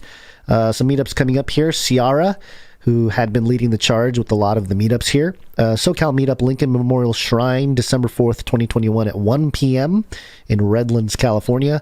There's also another one planned, Washington and Canada Meetup on March 19th, 2022, so a few months out, at the Peace Arch National Park. Make sure to go to CanaryCryMeetups.com and find the RSVP email for Ciara Lauren93@gmail.com. We also have the EU meetup, Mr. Jag at protonmail.com. The meetup is happening in or at the Vienna Christmas Market, or maybe are we changing that possibly? Is that what the I haven't gotten an official cancellation yet, but it is up in the air for EU it's pretty rough out there, EU producers. We know it's rough out there, but Mr. Jag, his information is on the website. So get in touch with Mr. Jag if you want to. There might be some super cool underground Canary Cry meetup, but you got to get in touch with him. Get the info. November 27th. I'm assuming Austria will be the most difficult place at this point to try to do it, especially for those who are unvaccinated. But we are keeping an ear out from Mr. Jag if there's any official changes. This is why we need to create our own little Canary Cry metaverse space where, people that are locked down can meet. I know it sounds sad and all, prophetic with the things we're facing, but get the feeling that, the gospel spreading around the world is going to happen also in the metaverse before it all ends. Okay. So thank you very much, Mr. Jag, and keep us posted on what's going on out there in the EU. Baton Rouge, Louisiana, December 20th, 2021. That'll be happening at 6:30 p.m. at the Tsunami Sushi on the roof of the Shaw Arts Center downtown. RSVP Josiah B. Dyer at gmail.com. Yes, and I am seeing a lot of chat going on about the Baton Rouge meetup, so we are here to pump it. If you're out there and you're in the South somewhere and you want to go to a meetup, check out the Baton Rouge meetup and remember, folks, make sure to RSVP. And here's the thing. You don't even have to RSVP, but if you're interested at all, send an email to the host of the meetup. I'm seeing people in the chat saying they want to go, but I'm hearing that there are no official RSVPs. So make sure to get in contact and learn the details and get talked into it, because it's going to be dope. Yep. Josiah is not done. January 8th, 2022, North Idaho, meetup number 2. It'll be Saturday, January 8th, 2022. It'll be a late Christmas complete with white elephant gift giving. And I think location is yet to be determined. But that is also happening. Coeur d'Alene, Idaho, 1/8/22. And then also Florida meetup, January 22nd, 2022. Lots of twos. And that's a Florida Panhandle CCC meetup. 5:33 p.m. at Ye Old Brothers Brewery in Navarre, Florida. Kids welcome. RSVP kmbrown815 at gmail.com and jackie.umfrey@mail.com. And also, we have Bend, Oregon, December 11th, 2021. RSVP Gabe Garcia87 at yahoo.com. That's the Crux Fermentation Project on December 11th, 2021. Absolutely no shills allowed. Duly noted. Yes. And that's it. That's all the stuff happening officially. You can always do it unofficially, of course. But, that's all the stuff that we have recognized and are throwing out there. And again, it's good to meet people, like-minded people in your local area. And again, if you can't find one near you, start one. Easy peasy, baby. Do it. It's very important to your sanity. And you'll find a group that you can socialize with comfortably, and everybody's on the same page. Nobody needs to worry about freaking somebody out about something. It's really a very special thing, and so I definitely recommend go check out the meetups. If there's anything near you, really put in the energy and go. You will be rewarded for it. And if there isn't one, we guarantee that there are Canarians around you. Put one on yourself, and it's a great way to pull everybody together.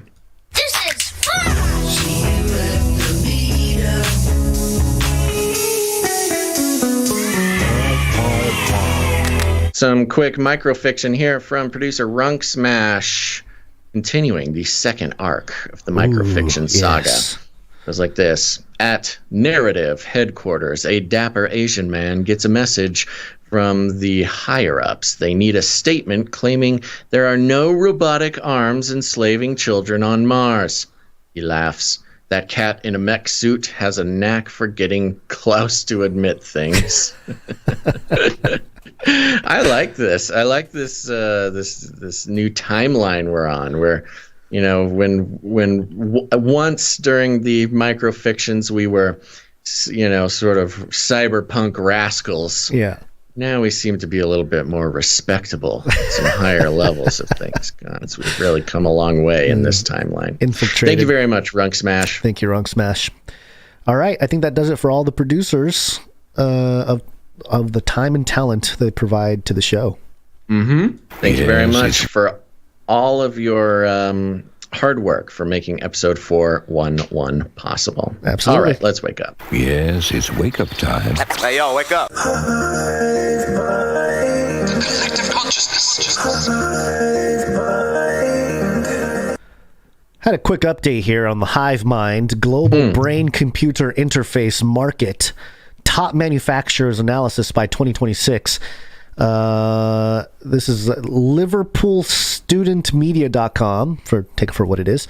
But they list all these companies here: NeuroPace Inc., Emotive Inc., Interazon, NeuroSky Inc. Ooh. So it says here, the report is created for the benefit of strategic planners who seek in-depth study of the global brain-computer interface market, BCI markets.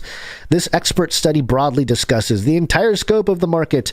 It is compiled for the sake of organizations considering brain-computer interface industry and those who want to boost their market value from their existing investments. With the advent of globalization of the brain-computer interface industry, market insights about the continent, countries, regions, as well as cities become the most important criteria while prioritizing markets. The consumption patterns, customer and supplier bargaining power, and the structural analysis of the application fields is given in the study. And it lists all these vendors here. It's got NeuroPace Inc., Emotive Inc., Intrazon, NeuroSky, BlackRock Microsystems, LLC. Yeah. Interesting. That's the BlackRock brain-computer interface company there. Allegedly no connection to BlackRock, the giant financial institution. Right. But hard to believe.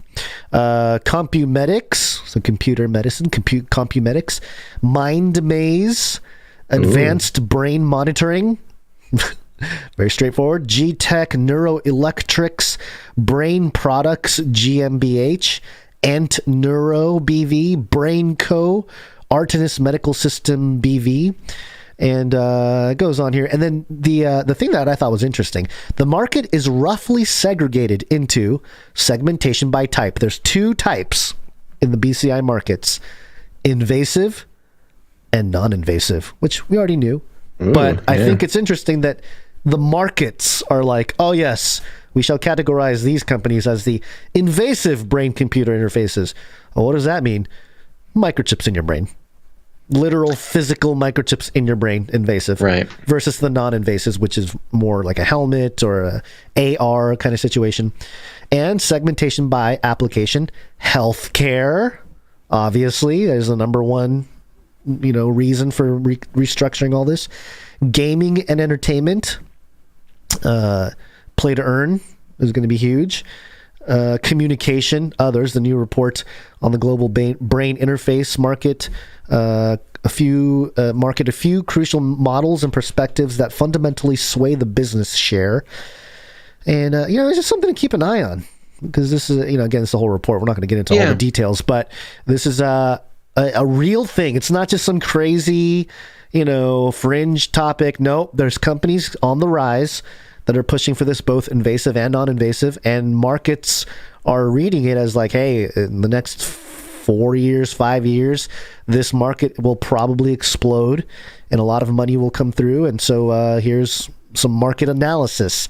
Well, I think the big update here is that the market has exploded. Right. Where once it was basically Neuralink and like a couple others that were sort of like deeply scientific, like they weren't necessarily like research in the papers and stuff. Research oriented and a lot of them were organizations, not even private companies. Right.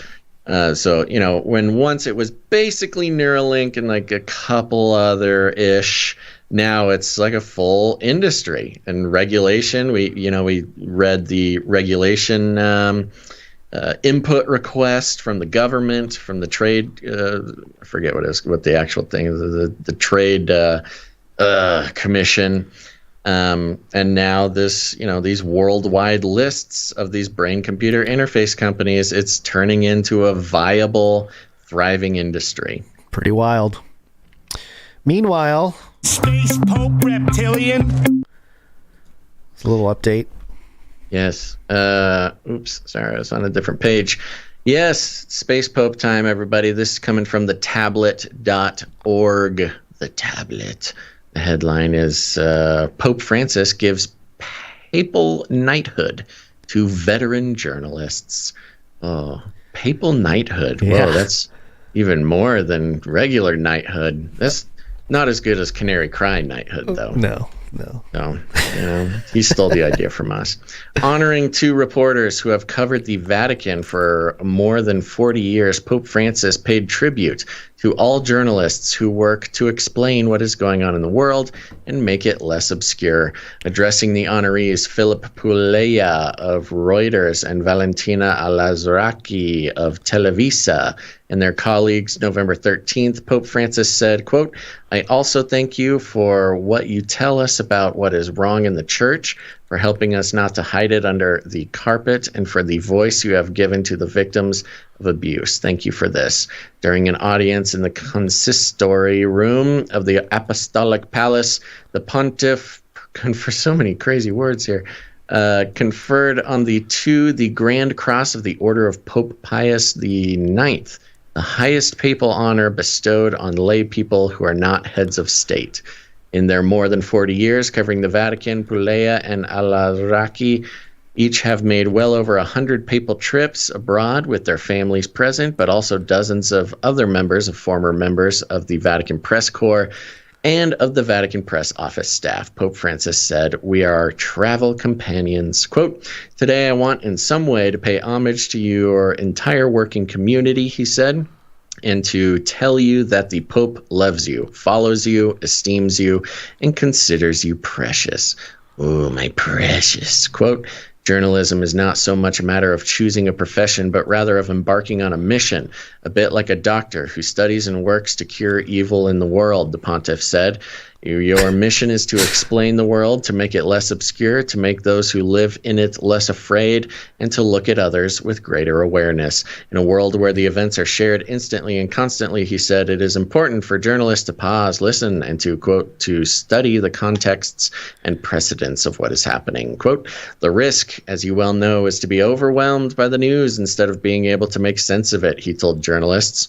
Quote, "Listen, investigate, and report are the three verbs that characterize good journalism," the pontiff told them. "Listening and seeing go together," he said. "A good news report requires attention not just to what people say, but how they say it, something that requires time and is authentic only," quote, "if the journalist has listened and seen for him or herself." It goes on and on and on and basically repeats itself in this exact manner, which is a little dull and a little much, if you ask me. Yep. But yeah, interesting. I have not specifically tracked down any of Alazraki's or who's this other guy? Philip Puleya. I would be very curious to see just exactly how critical they were of I'm sure it was the milk toast kind of way, not revolutionary, trying to you don't get knighted by the Pope without carrying water for the church. Right.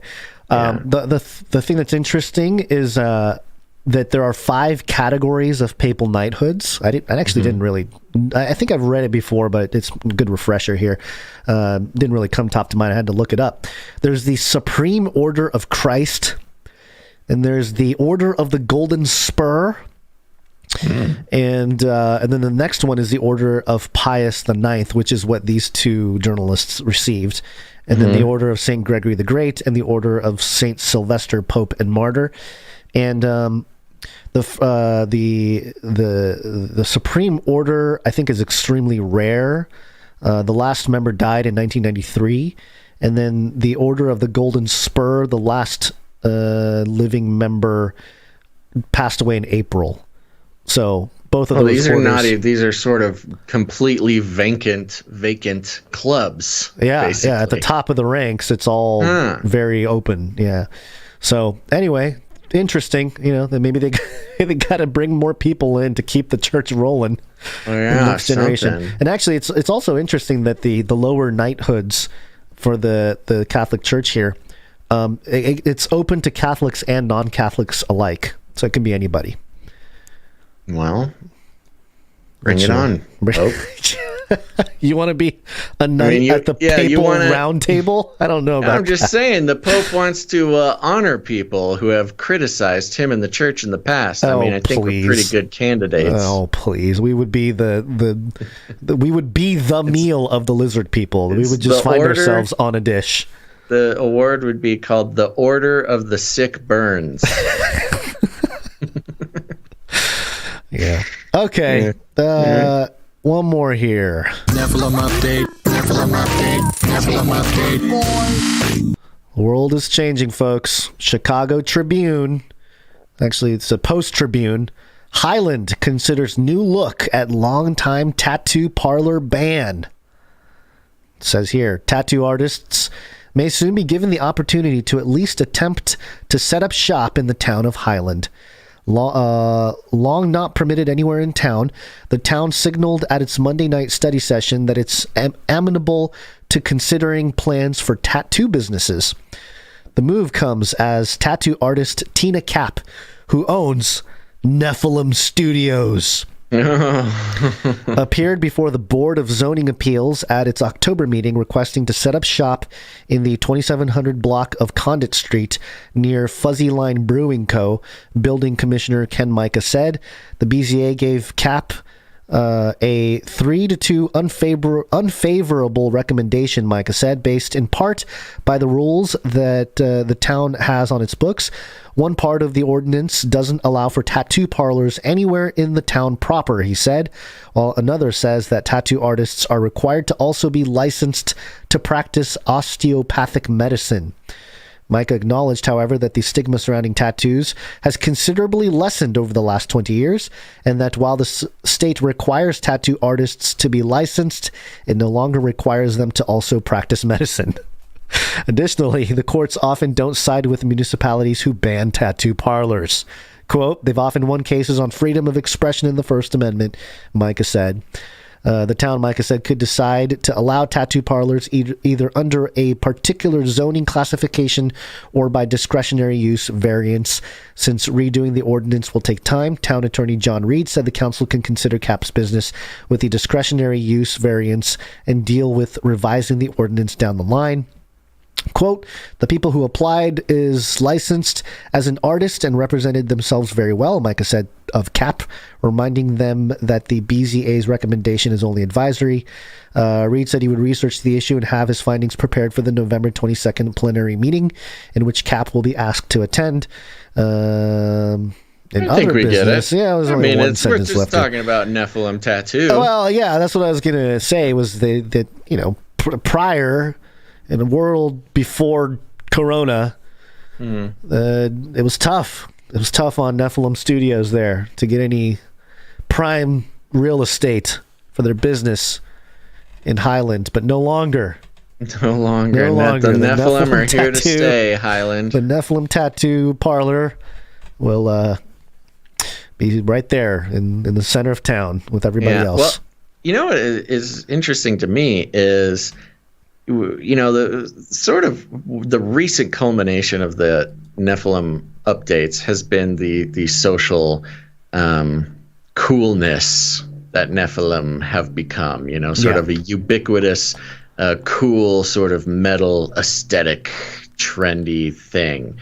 And I think this really plays on that. NEPHILIM tattoo, that's the crazy thing. It's like, it's not even that cool of a word. Like, if you don't know what NEPHILIM means, like a normal person, they would see NEPHILIM tattoo, and they wouldn't know what it means. But it's just like a weird word. Like, it doesn't even sound cool. I mean, maybe it's just me. I don't know. It's just trying really hard to make this NEPHILIM thing stick within the minds of, sort of an alternative gamer metalhead tattoo culture.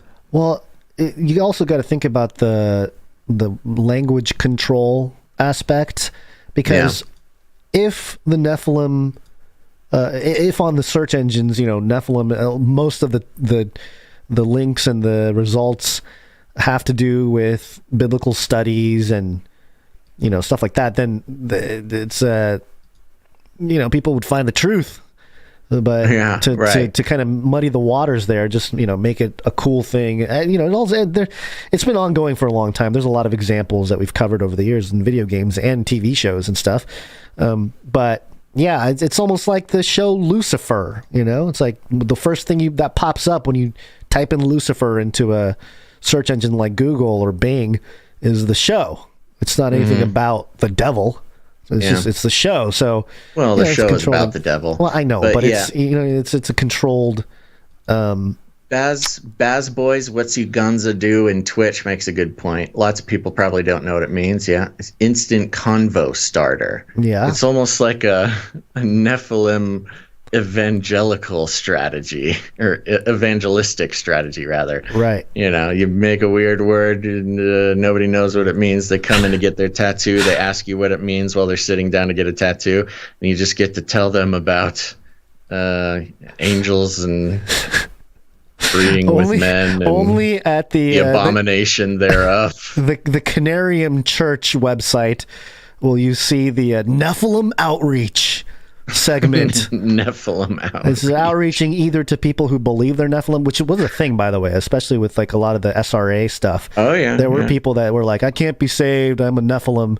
And there's a lot of I remember Russ Dizdar did some breakdowns of that, of the mind control taking place there, the multiple personality stuff, causing one to believe that they can't be saved. They're because genetically they're not, cast out from heaven. Yes, they're genetically incapable of entering heaven. Restricted from salvation. Right. So it is a real thing, but I just think it would be funny if the name there, Nephilim Outreach. That's funny. Yeah. What do you guys do? Good. We reach out to the community with using the topic of the Nephilim to discuss Jesus. It's incredibly effective. You'd be surprised at how much dot connecting there is when you get into it, but okay. A lot of tattooed folks. A lot of tattooed. A lot of tattooed folks and gamers. Let's discuss the Watcher art on your body. And anime nerds.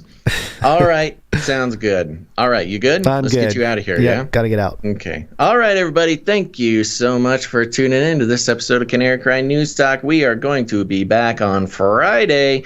That is the 19th of November. It just keeps on going on by fast. That's right. And that will be episode 412 of Canary Cry News Talk. No, it'll be 413. Today is 412? 412, yeah. You might have to, you got to look at the producer doc stops getting updated. I know, I'm sorry. I always cut and paste, and I don't always change the date and the thing. Okay, that's okay. All right, so look at today was episode 412. Yes. Friday will be episode 413, baby, and you know what that means. It means we're going to need some producers for that episode. Thank you to all of the producers of this episode 412, including our executive producer, Crypto Executive Producer Anonymous, and our collective associate executive producers, our 2022 calendar producers, Pavel A, Morv, Mitch H, Gail M, Amanda P, Marty K, Myra B, Child of God, Caleb T, and Epony Blaze. Thank you guys so much for committing to getting us started off on the right foot on 2022, and we hope you enjoy the calendars.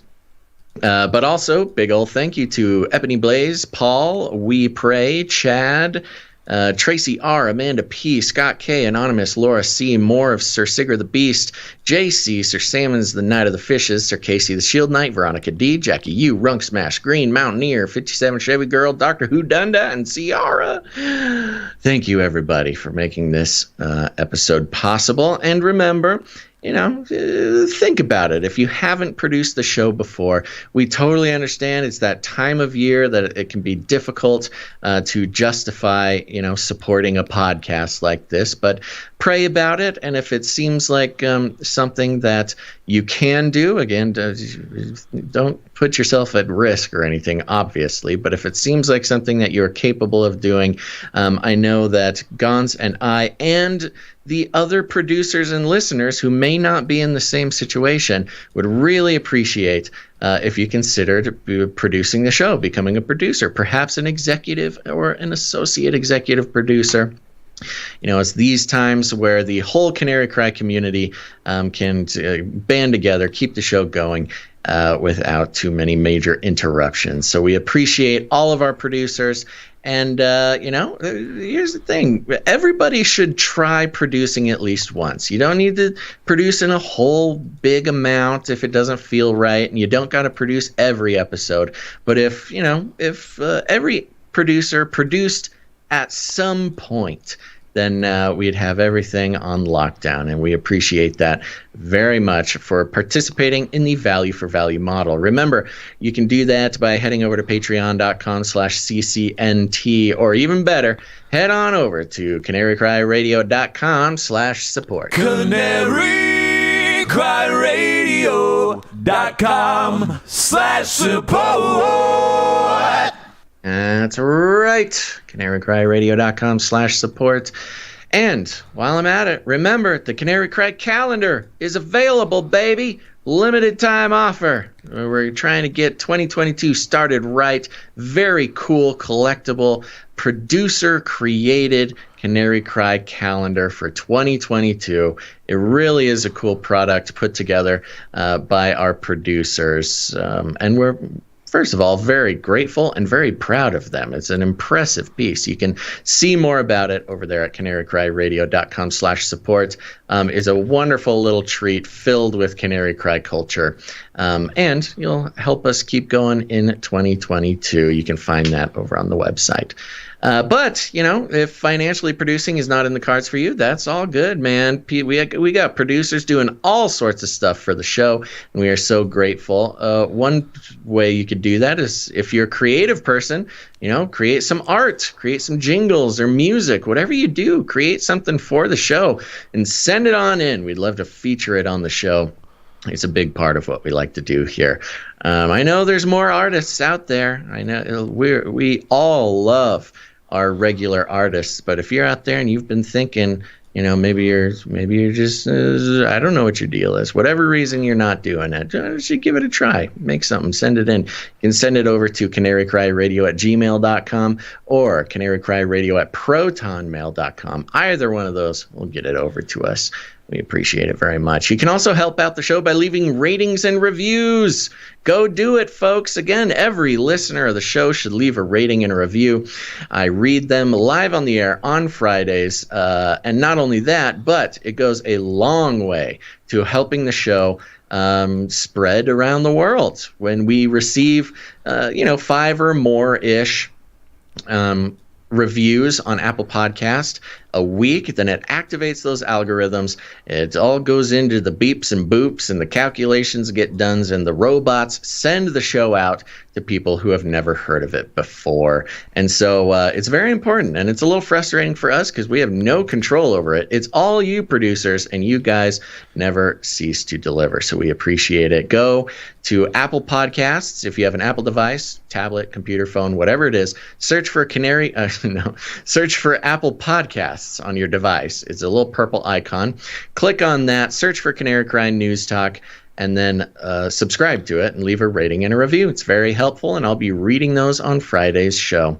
Other than that, just share the show. Go to a meetup also, very important, CanaryCryMeetups.com. But then also just share the show. Share it out to your friends. Share it out to your social media. Hit that share button. Don't forget to hit the like button, too, if you're watching this live.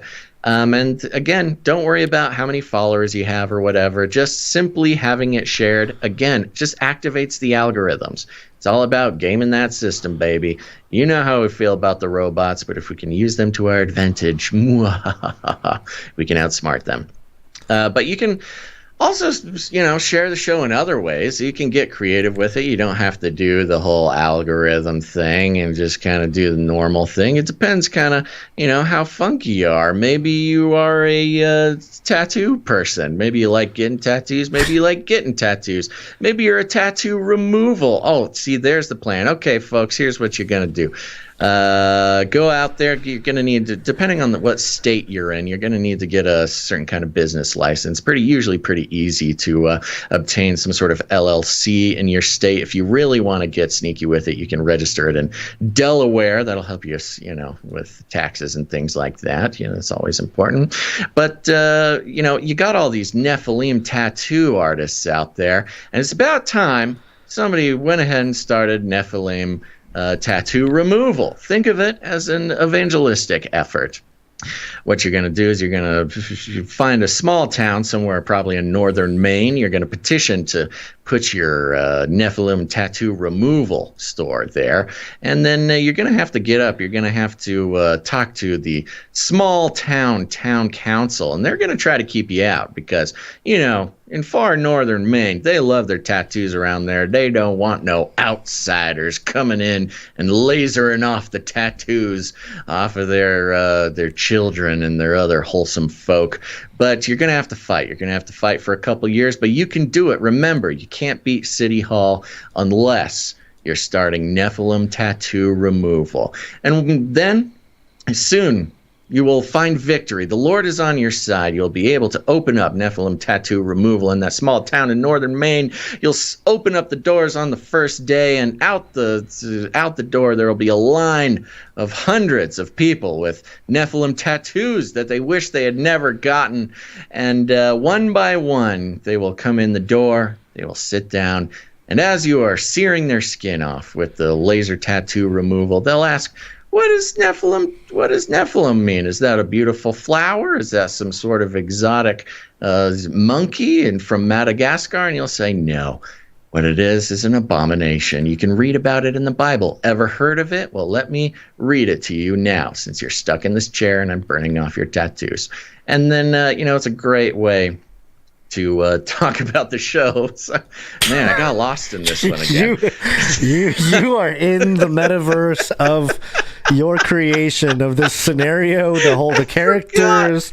It's a whole. We're gonna have NEPHILIM tattoo removal bar in our metaverse. I forgot what the point of this was. Yeah, and the point is, each one of those people that you are elucidating about the facts of the biblical Nephilim, you can always point them to more resources. Say, make sure to check out Canary Cry News Talk. It's a great podcast where you can receive some independent analysis and deconstruction of the mainstream media. And you can learn more during the Nephilim updates. And that's a great way to share the show. You don't have to do it that way. I know it sounds like a lot of trouble, but some people are just looking for a life project, so you can give it a try if you want.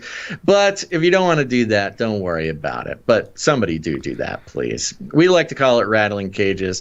And if you need any more instructions, here's what you do. You walk right up to him, you grab him by the cage, and then you shake it. The end of the world occurred pretty much as we had predicted. I want to shake things up, stir up some controversy, rattle a few cages. Hey, stop that! You'll never silence me. I'm the last angry man, a crusader for the little guy. Leave the bird alone. Never. Rattle a few cages. Rattle a few cages. The human race will have every opportunity to improve. And if they don't? Ask Noah. That's right. Just ask Noah. Gonz, you got any last words? You can ask Noah what the Nephilim are. He'll know. He'll tell you. He'll be taking off tattoos in the metaverse. All right, everybody. Thanks for listening. Tattoo off to this episode. I'm just plowing through. We're ending this, Gonz. I'm sorry. I can't let you this go is on what a you were rant doing. now. You did it. You did it to us. He's a monster of my own creation. All right, everybody. Thanks for listening to this episode of Canary Cry News Talk. Make sure to tune in next time. But until then, think outside the cage. Yay, I can cover up our large faces now. The people love it, Gonz. Give the people what they want.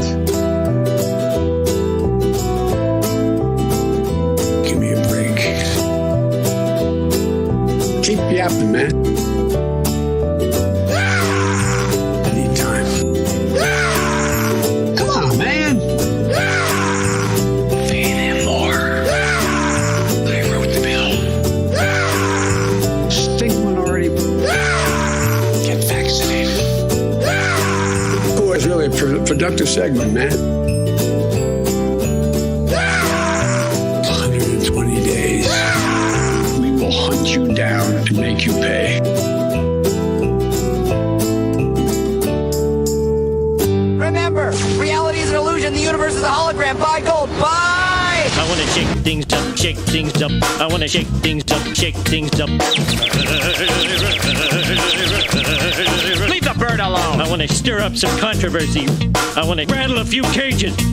I want to rattle a few cages. I'm the last angry man. You'll never silence me. I'm the last angry man. I'm the last angry man. You'll never silence me. I'm the last angry man. A crusader for the little guy. Little guy. Little guy. Well, we'll see about that. Whatever, Illuminati.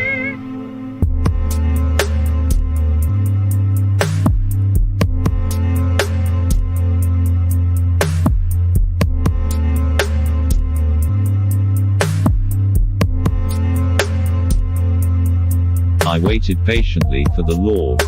He inclined to me and heard my cry. He drew me up from the pit of destruction, out of the miry bog, and set my feet upon a rock, making my steps secure. He put a new song in my mouth, a song of praise to our God. Many will see and fear, and put their trust in the Lord. Blessed is the man who makes the Lord his trust, who does not turn to the proud, to those who go astray after a lie. You have multiplied, O Lord my God, your wondrous deeds and your thoughts toward us, none can compare with you. I will proclaim and tell of them, yet they are more than can be told. In sacrifice and offering you have not delighted, but you have given me an open ear. Burnt offering and sin offering you have not required. Then I said, Behold, I have come. In the scroll of the book it is written of me. I delight to do your will, O my God, your law is within my heart. I have told the glad news of deliverance in the great congregation. Behold, I have not restrained my lips, as you know, O Lord. I have not hidden your deliverance within my heart. I have spoken of your faithfulness and your salvation. I have not concealed your steadfast love and your faithfulness from the great congregation. As for you, O Lord, you will not restrain your mercy from me. Your steadfast love and your faithfulness will ever preserve me. For evils have encompassed me beyond number. My iniquities have overtaken me, and I cannot see. They are more than the hairs of my head. My heart fails me. Be pleased, O Lord, to deliver me. O Lord, make haste to help me. Let those be put to shame and disappointed altogether who seek to snatch away my life. Let those be turned back and brought to dishonor who delight in my hurt. Let those be appalled because of their shame who say to me, Aha, aha. But may all who seek you rejoice and be glad in you. May those who love your salvation say continually, Great is the Lord. As for me, I am poor and needy, but the Lord takes thought for me. You are my help and my deliverer. Do not delay, O my God.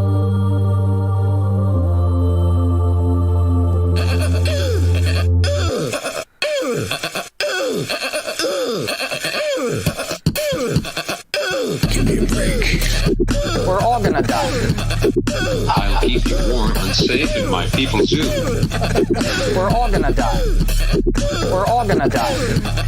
I'll keep you warm and safe in my people's zoo. Fun fact, I believe it was another fun fact. We're all gonna die. Fun fact. Another fun fact.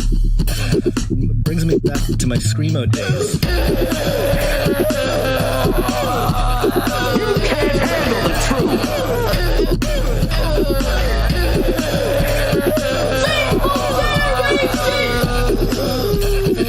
Everybody loves waffles.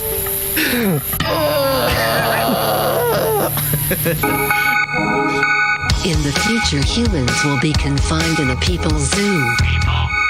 I'll keep you safe and And melt those babies into candles.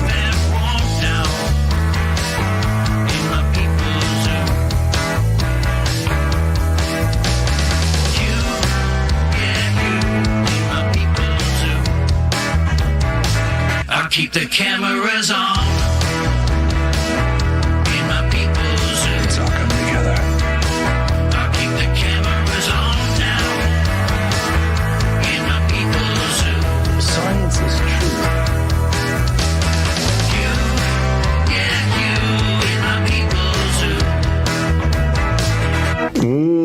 Vaccinations.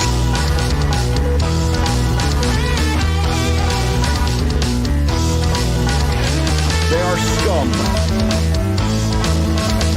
Demonic power. People don't even read their Bible, for heaven's sake.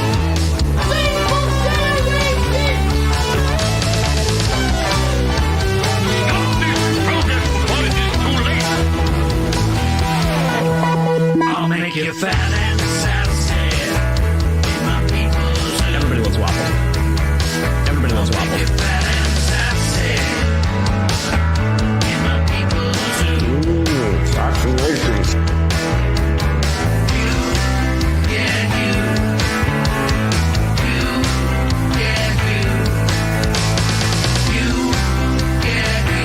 in my people's zoo. I'll keep you warm and safe in my people's zoo. Do not come back, you Nazi psychopaths.